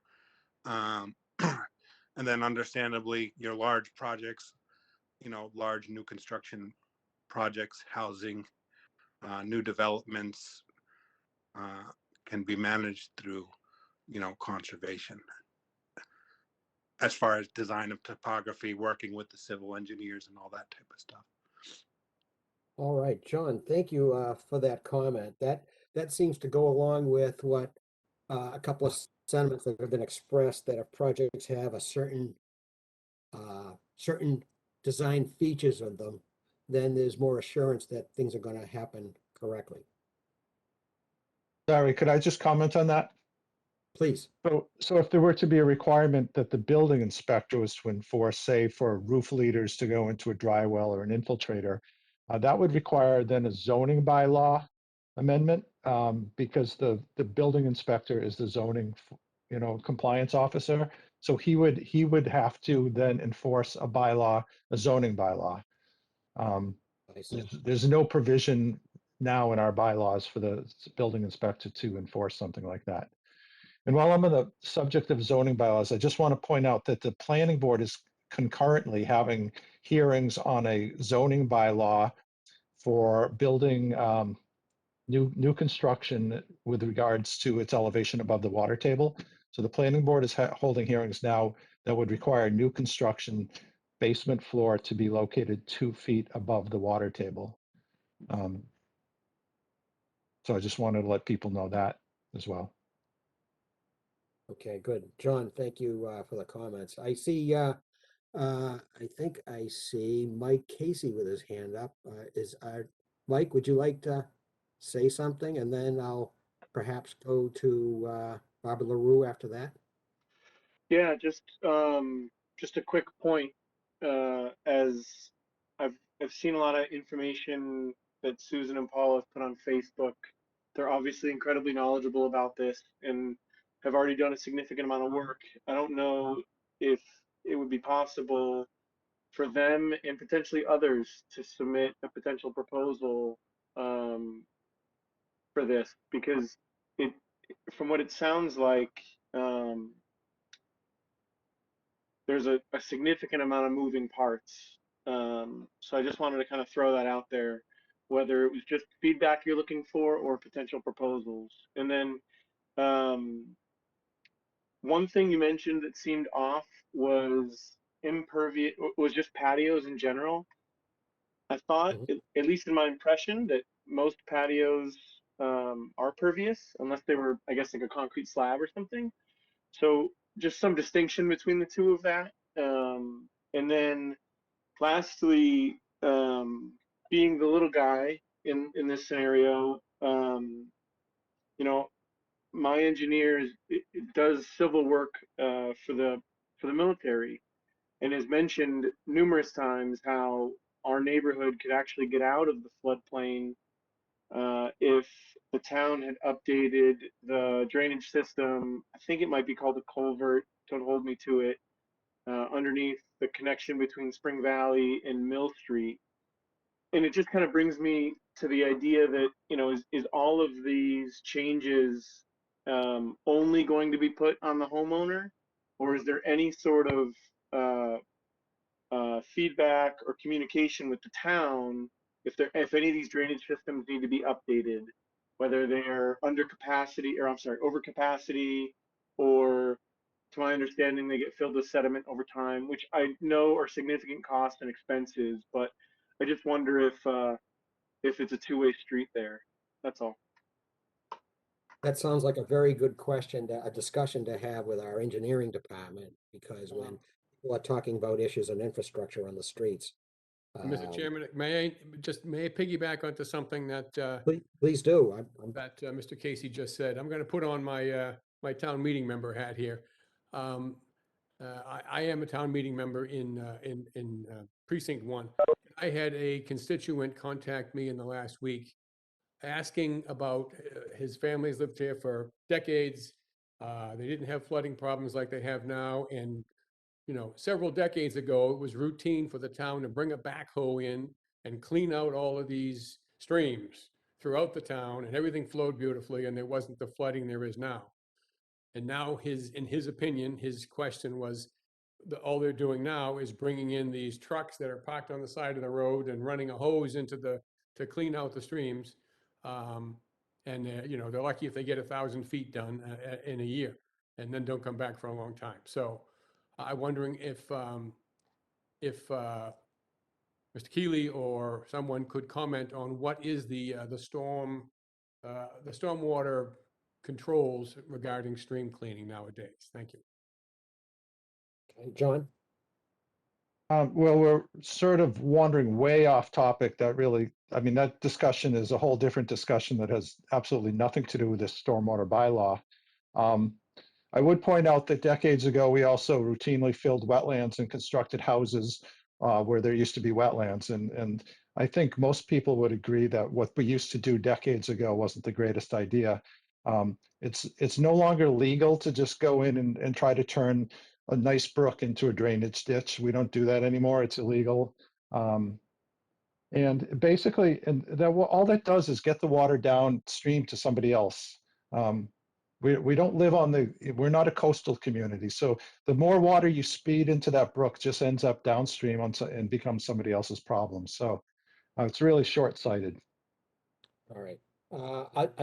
I'd just like to add that I've heard this issue come up a number of times and it was way off topic, and I'll just take up 30 seconds. However, when you have streams that have almost no elevation to them, they're very flat. It's like digging out a bathtub in something that's entirely flat. You're making a bathtub, but it's not necessarily going to make it without elevation, make it flow faster. Some of the problems people are having with flooding because of the streams is because of other things. There's either restrictions at the culverts, or it's beaver dams also backing up water, or theoretically there could be a physical obstruction somewhere.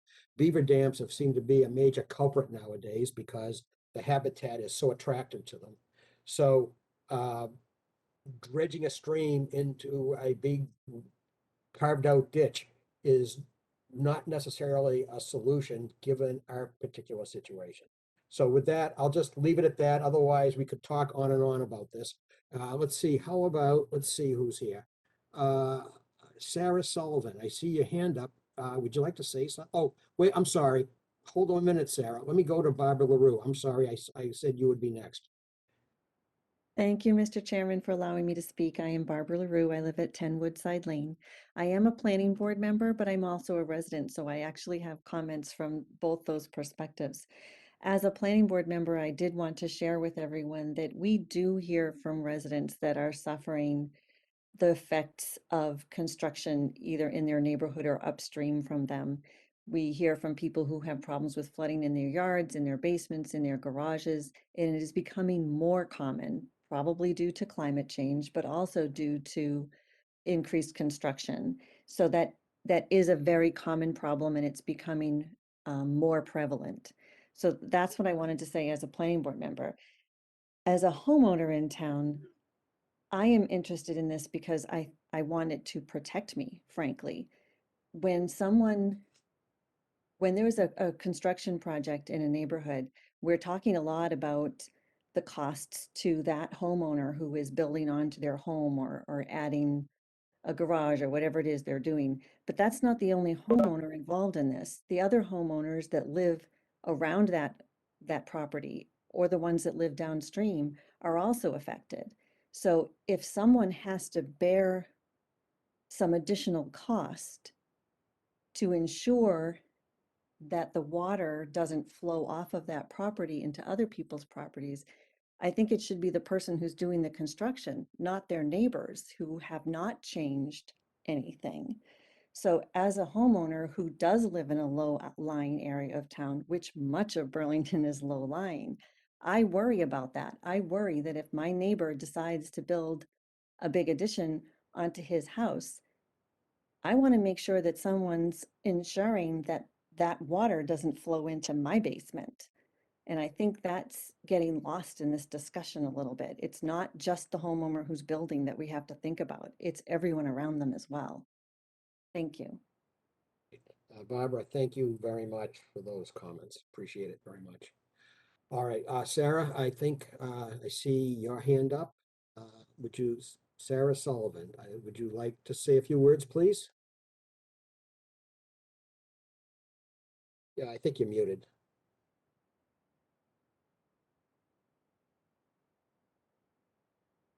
Sorry about that. No problem. So first of all, I want to thank you for exploring all of this and looking into it. It's something that is much needed, and I agree with Barbara completely. My family and I grew up in Burlington. I don't live there anymore. but my mother lives on Fox Hill Road, and she and some of her neighbors were basically kind of burned to a crisp by this very subject just a few short months ago, because a neighbor was permitted to take down a bunch of trees and raise their land, and do away with drainage situations. And now my mother and the neighboring properties are still having floods on their land. I'm wondering, the Board of Health was handling it, and I think that there was a lot of confusion about what exactly to do, about what had happened. And like what Barbara said, it kind of seemed as though more favor might have been being played to the property owners that actually did the work, because they had family legal representation with them. And the other people that were negatively impacted by the work that they had done um, didn't feel like they needed to get legal representation, um, because they just thought that the right thing would have been done. But now there's still flooding there. So I'm wondering, long story short, retroactively, because this was just a few short months ago, and you're actually discussing all of the very things that we tried to make important in all of the Board of Health meetings that we had. I'm wondering if retroactively, would anyone be willing to look back at that situation and say, well, you know, there are still 3 harmed property owners as a result of work that had been done, and that you're identifying clearly as work that should have been looked at more closely before it was done. So basically, I'm advocating for my mother and the other neighbors that are still there suffering from the water. It just, something doesn't seem completely fair to all of these people. I'm just wondering. Sarah, I listened to all those hearings that you were involved in, representing your mother's interests in that home. Obviously at this, we're not gonna, discuss a specific instance, but Exactly. obviously. But I have to tell you, I had the feeling that from as a Conservation Commission member on the commission for the last 30-something years, I never felt more frustrated that we couldn't do something for you. In other words, we didn't have an engineered plan on that property. We didn't have an as-built plan. We didn't have it witnessed. We didn't have public hearings where you could have asked questions ahead of time. We didn't have a performance bond.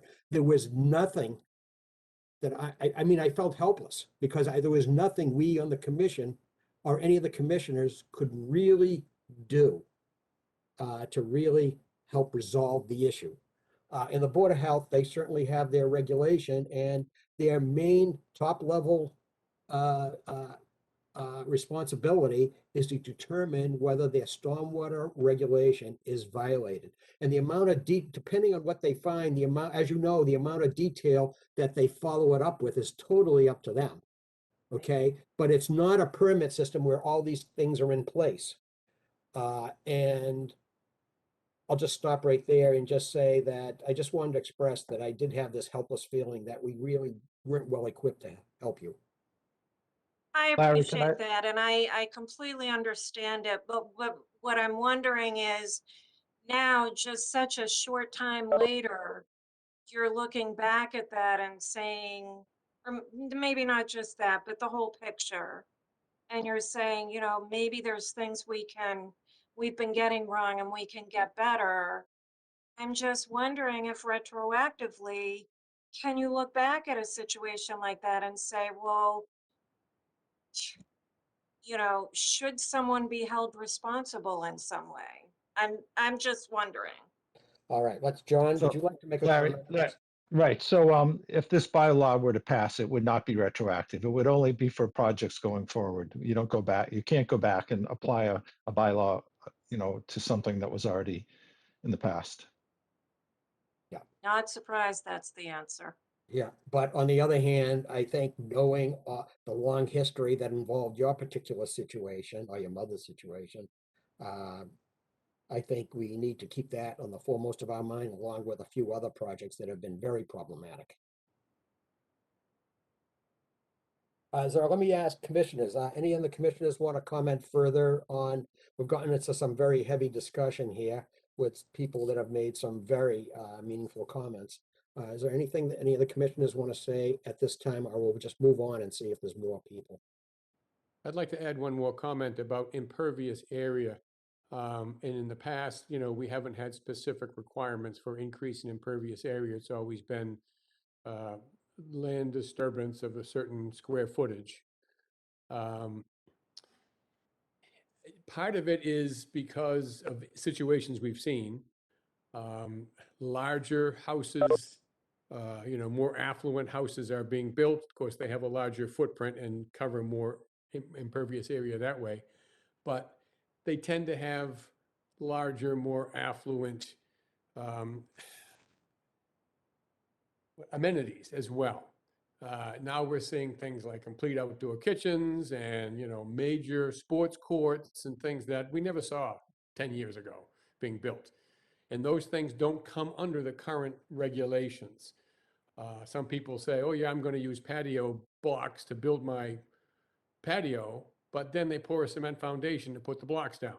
So, it looks like it's pervious, but it's not. It's still a cement foundation or an underlayment of some sort. And the sports courts can be significantly large. I mean, we had one situation recently that I remember where a sports court was constructed and it caused major problems because it ended up blocking drainage from the natural drainage and backing up, wetlands onto somebody else's property. That one did involve a wetland, but it was the simple construction of a sports court that previously wouldn't have required a permit of any kind. So, and it would have fallen under these guidelines with the square footage that we're looking at. So those are the things that are coming into play now that we didn't see in the past, which is one of the things that perhaps we could help to rectify or control better by modifying the regulations. All right, James, I see your hand is up. James M., are you online, please? I am muted? You're unmuted now. I think I can hear you. Yeah. Jim, Keens Road. So I've been following this a while. The biggest question I got is if the building permit process has stormwater regulations like erosion, sedimentation controls, stone trenches along the driveway, trench drains at the garage or end of the driveway to catch any runoff before it enters the street, and you have to infiltrate that on your property, that sort of stuff.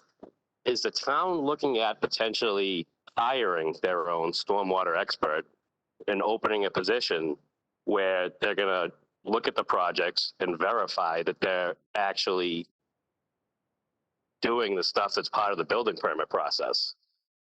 Because this stuff is already on the books. So before we add more regulations, are we going to actually enforce the stuff that's already on the books before we add more regulations?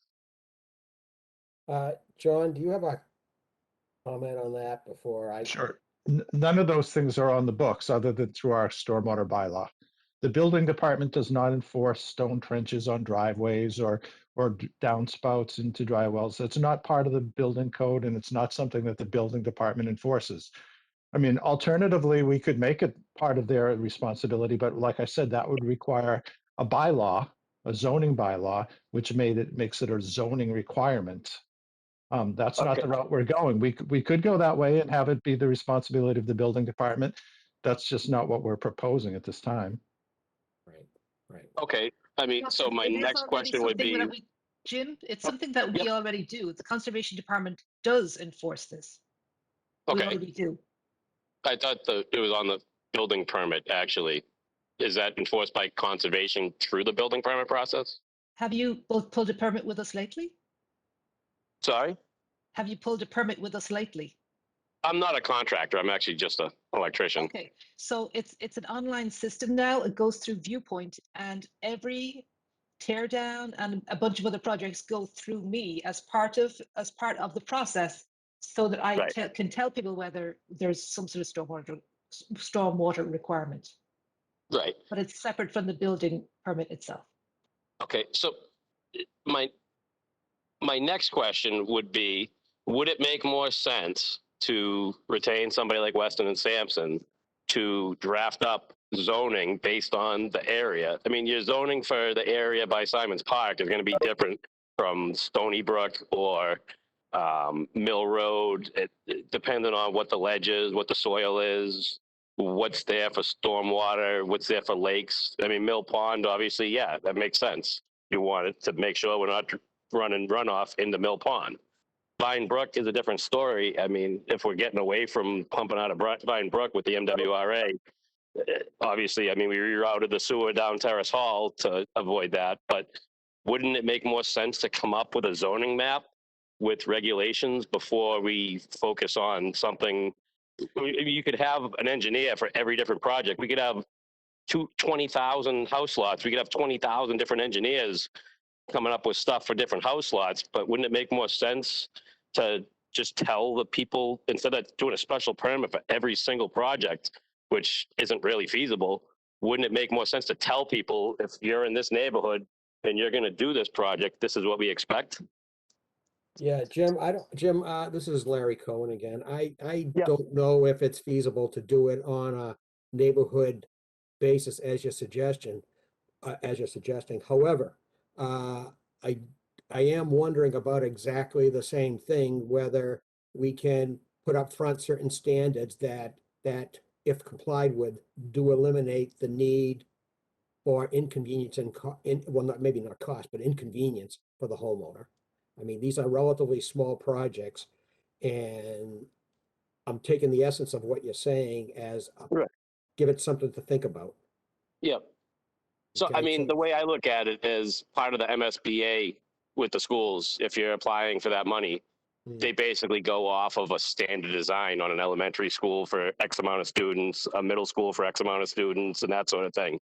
Wouldn't it make more sense to have some type of design for a patio or what you're looking for? I mean, putting a 500 square foot patio, 9,000, 1,500 square foot patio doesn't really need site plan review like a house that's going to cover 2/3 of the lot that it's not supposed to anyway. You know what I mean?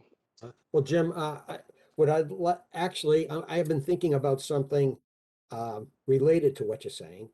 For example, Right. let's talk about driveways, for example. I mean, Right. Susan brought up about driveways and patios and so forth. I think what we've seen is if there is no permit or no requirement, whether it's a permit or requirement, there is nothing said. There is a driveway being constructed. Forget about the amount of area for the moment. There's a very good chance, and Eileen, just step in and tell me I'm all wrong, it's fine, that driveway will likely slope gradually towards the street and all the stormwater runs into the street. Whereas if we have a permit or we had a control of some sort, whether it's a permit or not, then that driveway has some spot grades and is crowned. And if it was on the plan, that's what we're trying to achieve. I'm not sure we have to have them go through a whole process to do a driveway, for example. I don't know. I'm not really sure. I'm getting to the point where there's so many things running around in my mind. I'm not even sure I have it all straight, to be honest with you. But Right. I think that's an example of what you may be talking about. Yeah, I mean, basically, I look at it. My house doesn't have a garage, so if I want to put a 30 by 30 garage, 2-car garage, to put my 2 pickup trucks inside, so I don't have to brush the snow off in the winter when I go to work, and I already have a 20 by 4 or 30 by 40 driveway, but if I move it over and get rid of the old driveway, now I need site plan review. But I mean, I get you're worried about people sloping driveways to the street and dumping the stormwater in the street. But when they're repaving now and they're coming through and they're putting new berm in and they're directing water to lower driveways into people's garages that slope down, are we looking at that when the town changes the curb layout to dump water into somebody's garage, that the trench drain that there's, who's responsible for that, you know? Well, here's the thing, if a plan was submitted to the Conservation Commission and it showed a new driveway being done, and it showed that it was being crowned to sort of capture some of the stormwater off to the side, and it showed a stone trench a foot and a half deep. And then it showed a little trench drain at the end dumping into a dry well or something like that. Are we in a situation where something just as simple as that, and that's the project, that even though it was a large driveway, could we have it configured so John and Eileen say, you're all set to go, go ahead, and maybe, you know, I don't even know whether there would be any further control on it or any further requirement. But I was just thinking about things like that, Jim. Right. I mean, that's where I'm coming from, is just like a simple garage. I mean, I already have a patio. I already have a 4-car driveway. I mean, I could go build a garage before this is passed, and now this doesn't pertain to me. But unfortunately, my cousin, who buys a house down the street, wants to do this in 5 years. All of a sudden, the project's going to cost another $20,000 because they need a stormwater engineer and all kinds of drainage and infiltration. And I mean, if you're on the top of Fox Hill or Beaverbrook and you infiltrate at the top of the hill, all you're going to do is discharge the water to the ledge. It's going to follow the ledge downhill to the next property, and so on and so forth. So you're really not solving it. The water, at the end of the day, the water needs a place to go. So I would think that it would be in the best interest of the town to get that back out to the stormwater. I mean, I got construction experience. Most of the cities, you use a water quality unit to take, or an oil water separator or something to take the contaminants out. Then obviously that needs to be maintained on the property. But at least you're sending the stormwater back into the town stormwater, if you have a stormwater pipe on the street, which most streets do. Jim, Yep. Jim, can I answer one or two of these questions? Yep. Okay. As for most towns under our EPA permit, we're not supposed to be adding stormwater to our stormwater systems. If you pump more water from a house into the storm drain system, as Larry explained earlier, it's actually just going down the street into somebody else's backyard. I can show you a diagram showing that if you'd like. You also suggested we could hire a big company to do a whole town-wide review and to make so that we would essentially create designs for you. It's not really up to the town to create designs for people. I mean, when you come to me with a building plan, you don't expect me to design your plan for you. No, I didn't say that. And to add to what Eileen just said, so like the design that may work for you may not work for the house across the street. The topography could be different. The soils could be different. I mean, that's why there are civil engineers. I mean, a design may work great in your yard and not in your neighbor's. Right, and that's what I'm saying, is that if you bring in a different engineer for every project, and somebody could do a by right tear down and put a new 5,000 square foot house up with, say, a 2,500 square foot layout, and all that roof drain now is going to come down the downspouts. You're going to discharge it out to infiltrators, and what's the water going to do? If it's on Beaverbrook, it's going to follow the ledge down the whole hill. So we're not really solving anything with all these new regulations. Well, Yeah, an Jim, if I engineer, may an add engineer something. would be able to do a test pit and tell us there's ledge there. I mean, that's part of the reason you get a professionally designed drainage system.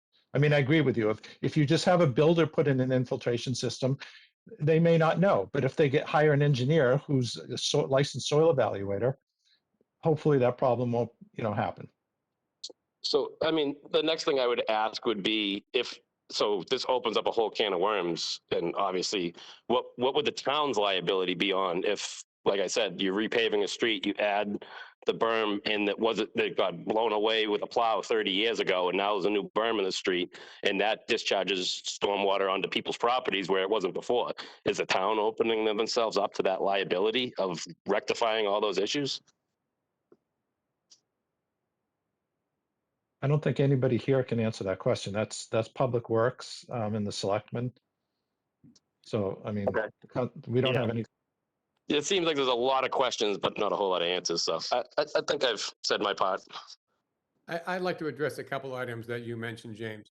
This is Yes. Bill Boyven.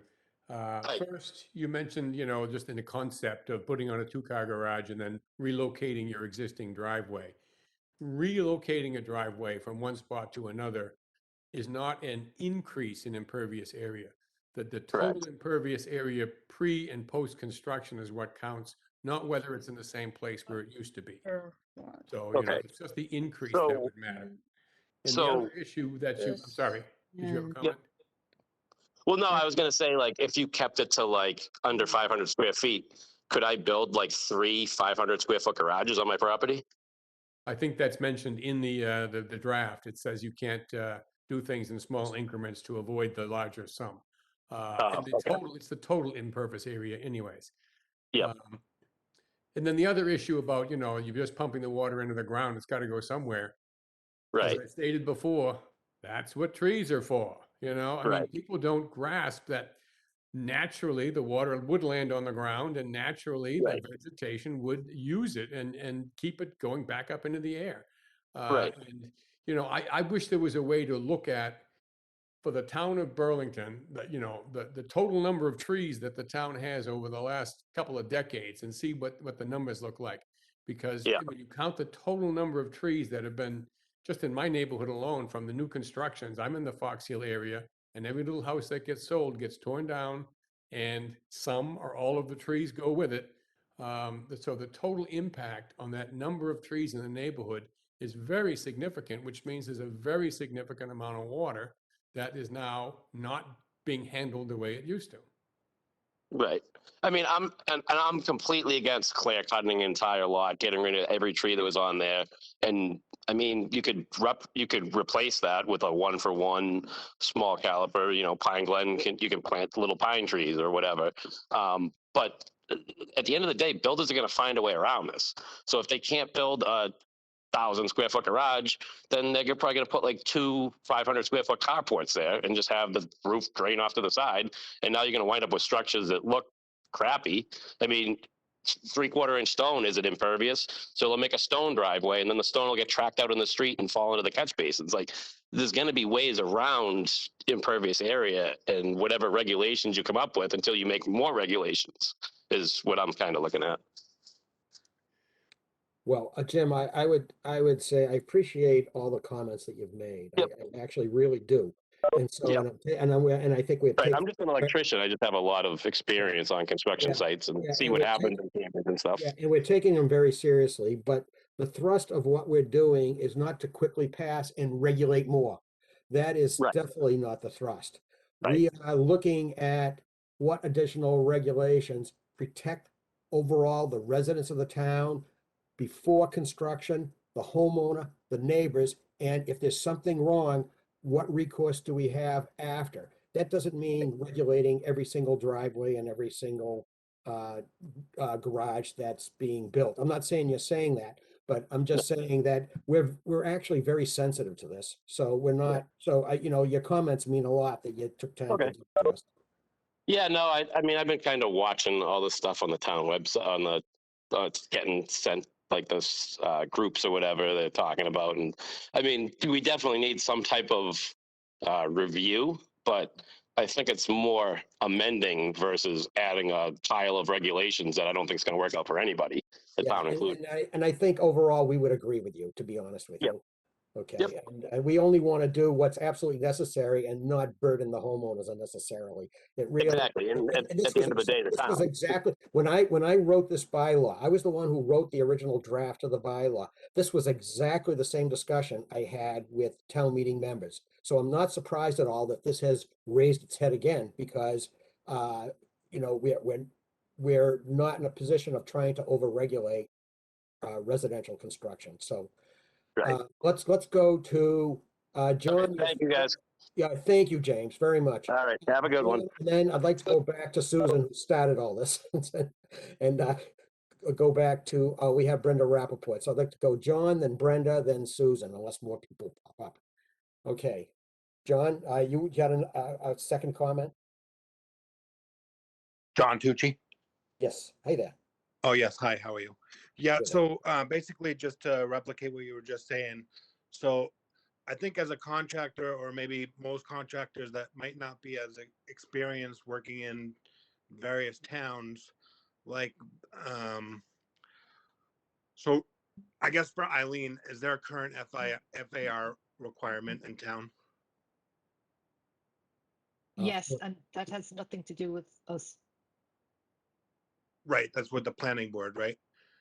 But so let's say as a, my client wants to do a 24 by 24 garage, which is 576 square feet, common size of a garage with a, you know, an addition up top, a living room or whatever type of addition on top. So, so does that trigger the new bylaw for this conservation? It would be, Depends where they are. if it's a 20, say 25 by Yes. 25 is what, 625 square feet? 500 So, square feet, yeah. yeah, so it would qualify under, if it's an added impervious surface, what we're proposing would qualify for an abbreviated permit, which is no hearing, Unless the driveway brings you to 900. unless the driveway brings it to 9. That's a good point. Yes, that's correct. That's Right, exactly. but let's say it's even smaller than that and it doesn't fall over the 500 square feet. And does that trigger anything for stormwater mitigation as far as gutters and channel drains at the end of the driveway? If it's the total So, added impervious, Eileen, tell me if this is correct, is less than 500 square feet, there is no requirement for a permit. Doesn't mean you shouldn't do things properly. It just means that there is no requirement for an abbreviated permit or a full permit. Under these proposed amendments, you are correct. There is no requirement under 500 additional square feet. So look, can I just comment? So Mr. Tucci's question was about FAR. So there's no FAR in residential districts. There's just zoning setbacks, but there's no FAR is for commercial properties.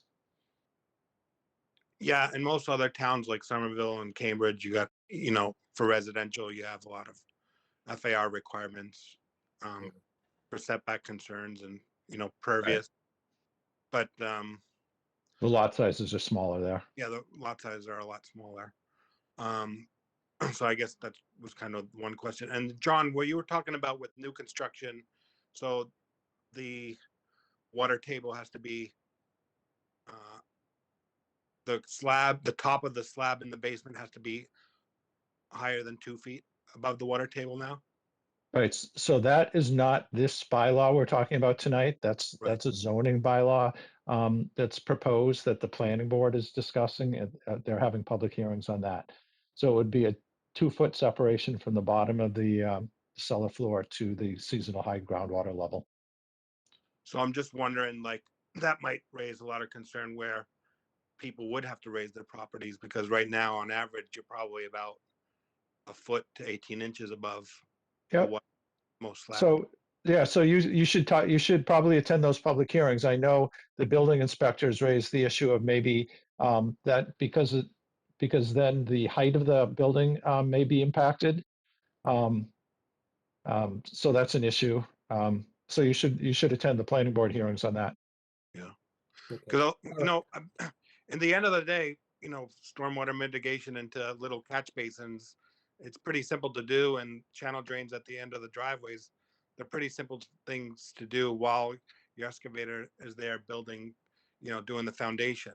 So I don't think that's a big concern. I think for concern of a lot of contractors that might not be as experienced in permitting is being held up in the process of permitting for them. So I think that's just kind of one of the things some people were concerned about. Yeah. John, thank you very much for these comments. I've been writing furiously as you've been talking. Okay. Brenda Rappaport, I believe, is a member of our planning board. You have some comments for us, please? Yes, thank you, Mr. Chair. Brenda Rappaport, 26 Freeport Drive, also a member of the planning board. So I guess, you know, first and foremost, as a planning board member and the chair, I probably receive at least 2 to 3 contacts, whether it be a phone call, a text, an email from residents who are affected by excess water either in their basement or in their backyard due to construction. I think one of the big things that we need to focus on is that we need to, mitigate at the source of the problem, at the source, and not make it somebody else's problem. One of the facts that you had brought up in the beginning of this meeting is that, it's typically 30 homes was the new construction, and please correct me if I'm wrong there. That new construction is developers. And I think that this, while it will impact, and, I'm not quite sure exactly what the threshold is for each tier of permitting, but, I think that the biggest point is that those 30 that it's really going to affect are developers, and they're not homeowners. So once they sell that home, they don't really have any ties to that home. So now the new owner's there next to the, with the existing residents, and that's where, we're going to have a lot of friction with the community.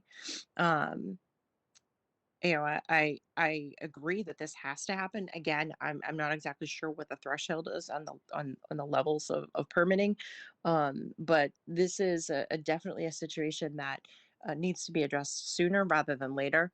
The idea of having a survey of the town and having an outside source provide different zoning protocol. Great idea, great concept. We don't have time for that. There are too many folks that are being affected by excess water, and it's definitely something that we need to address now. Thank you. Thank you, Brenda, for those good comments. I appreciate it. Susan, we're back to you. You started this, and I don't mean that in a bad way, to be honest with you. But you made initially. I'm going to stick with it, Larry. Okay, and you gave some really good comments. I'm wondering if you have anything by way of a follow-up. You mentioned a number of things that you're concerned about. You mentioned patios and driveways and things, and we don't have the ability to track that to give you numbers. Yeah. You've probably seen from the discussion that we're as concerned about this, I think, as many people are concerned, and we are as concerned as those people as well. Yeah, and I don't want to give the wrong impression that we're not concerned about water mitigation, and I totally, I think everyone understands that water affects everyone here in town. We have 3 sump pumps in our house. We had a project where we built a home, and the neighbor was getting water and totally blamed us, publicly blasted us, and it turned out that the guy behind us was dumping his sump pump on us. Meanwhile, we had spent $20,000 on drains because it was a high water table. So I understand that when people see new construction, there is for some reason, a negative association with developers and builders. I mean, these are the people who, when people need housing, where we have a housing supply issue, housing is something that's needed. And right now we're building 3 homes in town that are not houses that we're going to sell. They're for residents who cannot move because they cannot find anything. They cannot afford the crazy homes, the crazy prices, and they're rebuilding on land that they already own. One family, they have been in their house for over 10 years, and we rebuilt them a 2,300 square foot home. You cannot buy a brand new 2,300 square foot home in Burlington. That's not what's being built. So I think that we need to consider that just because we see a new home being built doesn't mean that it's just a developer. A lot of times our residents are rebuilding on their own land because a lot of these homes were built 50, 60, 70 years ago. They're functionally obsolete. There's no drainage. I mean, one of the homes had so much water and so much pressure coming into it. I mean, it was crazy the way, we try to save the foundation when we can, and we can't always. So I think, that knee jerk of it's just a developer, they don't care, they're going to be gone. That's not always the case. We live here in Burlington. Just because we build homes doesn't mean we don't care or that we want to dump water on people's properties. That is not what we're talking about here. I mean, what I'm hearing is that more tools are needed. I don't think anyone wants to come in and build homes and do projects and then cause water issues. But I also think that there needs to be a balance between looking at what the issues are, what additional tools can we put in place. And I just think that the public hearing it's a crazy requirement. I mean, we've done work in other towns that do require infiltration systems, and it goes through the building permit process, and it's just a part of the normal process, and it gets reviewed, and it doesn't, public hearings can delay by months, especially in the summer when there's only one meeting, and the homeowner might be paying on a construction loan, or the homeowner might be paying interest. Now, ultimately, those costs do trickle down to homeowners, to maybe longtime seniors who are trying to sell their property to someone, and maybe the additional cost, comes back on them in the sale price. But again, cost isn't the final issue. Sometimes it's just the time. Obviously, there is going to be more cost. So we do need more tools. Everyone does need to be more aware of this, but I just think it needs to be done in a more balanced way so that the goals are achieved in a way that doesn't add an unnecessary burden to the residents. Susan, thank you for that. You just took my great summary. Sorry, one more question. Have any outside engineers been consulted, or, any residents group, or, anyone else? Because it sounds like a lot of things have been thrown around tonight, and I'm just wondering if there's been any outside input, any kind of compilation of these ideas, so that they can kind of be gone through and looking at, okay, what else can be considered, what's reasonable, and a thorough, thoughtful process of going through each thing, and just kind of really working through the ideas. Well, I think before I go to the commission, I'll just say we are considering people from a number of stakeholder sectors. We have the people like you who build new homes for homeowners, not necessarily a developer, and are providing input. We have people that have experienced flooding and are very concerned about the rise in chronic flooding that they have seen in town and on their property and in others' property. We have the average homeowner is concerned about the stuff that they might do and don't want to jump through 100 extra hoops if it's not necessary. So we have a number of stakeholder groups involved, and I really think that that's where the best information is going to come from, because I think we've been carefully paying attention. Let me go now to the commission. I probably haven't even called on you folks enough. Bill, would you like to say anything to help wrap this up and continue it? First of all, I think it's been an excellent discussion. I certainly appreciate everybody participating, bringing in a wide variety of ideas and experiences. I see there's more hands being raised, so I'm not going to be the last speaker. But it just, I appreciate that. We're going to absorb all of this, digest it, and see if it is some way we can, come up with a solution in terms of a modification of the existing bylaw that will, help be a good balance. But the input has been terrific, and the way the meeting was conducted, Mr. Chairman, was excellent as well. Everybody got to speak, and it was everybody participated one at a time. I think that's terrific. So thank you all. Thank you, Bill. Gail? Yeah, so I agree that it's with Bill that it's important to get input, and I that this is a public hearing. So in terms of kind of residents weighing in, this is what this is for, and there will be other public hearings, and that the bylaw that everybody's discussing is a draft. So it's a working document. It's not completed, and so that's why we have a public hearing, so that we can get input and reevaluate as needed. All right, Indra? Yeah, that's exactly what Gail said, that I was going to say. Yes, it's very nice and good to hear from the people. And then, we'll think about these things, and if necessary, whatever the draft is, just a draft now. And we'll try to change if it is necessary. And thank you, Mr. Chairman, for handling this very nice way. Thank you, Indra. Jennifer?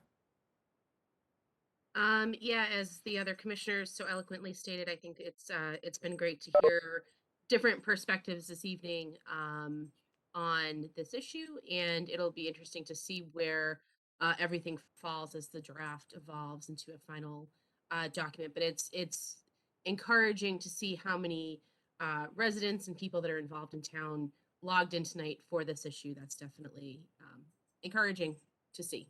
So thanks.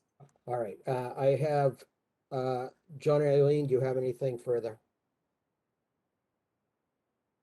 I would just like to suggest that between now and the next public hearing, which is on March 10th, that the commission may have a subcommittee meeting, a posted, public meeting, to actually drill down on each one of the thresholds, and discuss, the threshold issue, as well as the threshold for a public hearing, so that when you come back to the next meeting,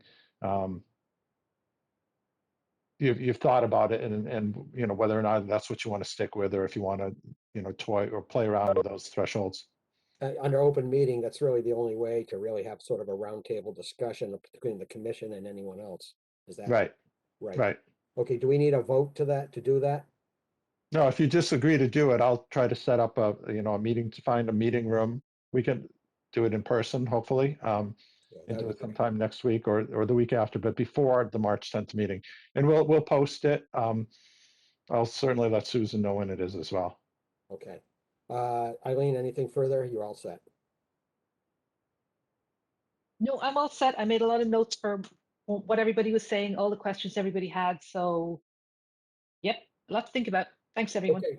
All right, I have only two quick comments. One is I'd like to suggest that anyone who is online who has contributed or has an interest, if they're in the building trades, as some of you are, if you see a way where we can have an efficient process, given an application has certain features that you think would be allow a quick process to get things approved, that would give us confidence that there's not going to be a problem. We can see what we could require to avoid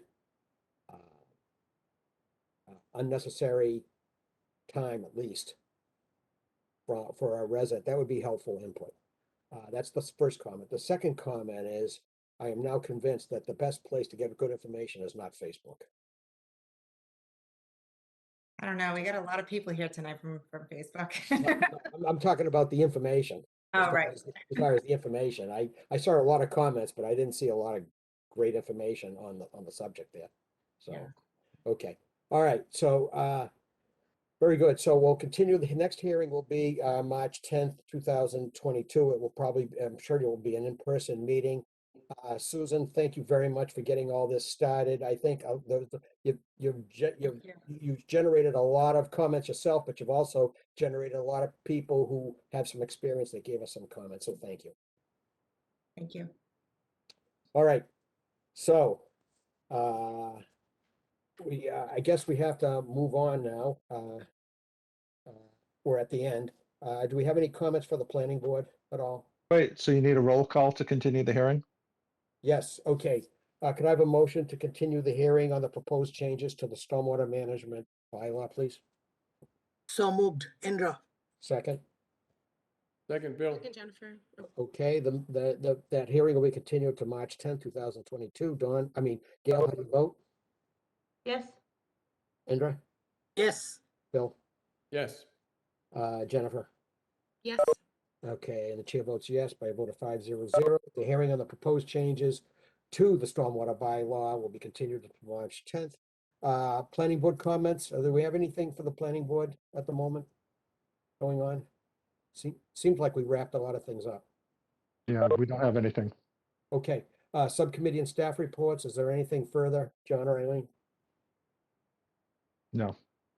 All right, other business. What do we have under other business? So we've discussed resuming the in-person meetings. I've asked some of you, everybody seemed okay with it, but you should vote whether or not to resume meetings in person in the town hall All right. beginning in March. All right, is there a motion to resume the meetings in town hall? A motion to that the next meeting starting March 10th will be in person. Larry, can I just ask a question? And it's not for me personally, but just thinking about people who might want to attend a meeting or participate in the meeting, will there still be an option so that people who don't feel comfortable can participate remotely?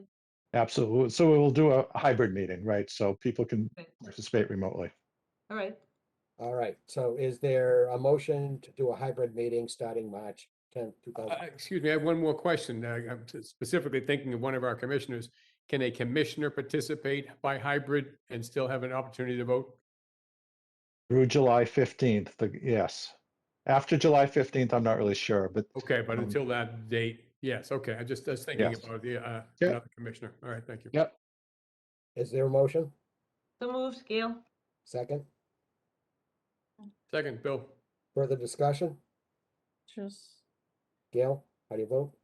Yes. Indra, Yes. Bill, Yes. Jennifer? Yes. The chair votes yes, so we will have a hybrid meeting starting March 10th. For those who are Oh. comfortable will be in person, and there will be a hybrid option to go remote so people could participate online. Thank you. So Okay, Larry, is that like schools? If it snows, we can just do it remotely? uh, Gail, you think of everything. Okay, I refuse to answer. Okay. Next is, we got two meetings coming up, March 10th and March 24th. It turns out, I thought I'd be out March 24th, but I will be there. Anyone else? Do you have any comment on that? No. If nothing, is there a motion to adjourn the meeting, please? So moved, Gail. Second. Second, Indra. All right, Gail, Yes. Indra, Yes. Bill, Yes. Jennifer, Yes. and I certainly vote yes. Thank you all very much. 500, the meeting's adjourned. Thank you all. Thank you all. Good night. Have a Good good night. one. Good night. Good night, Susan.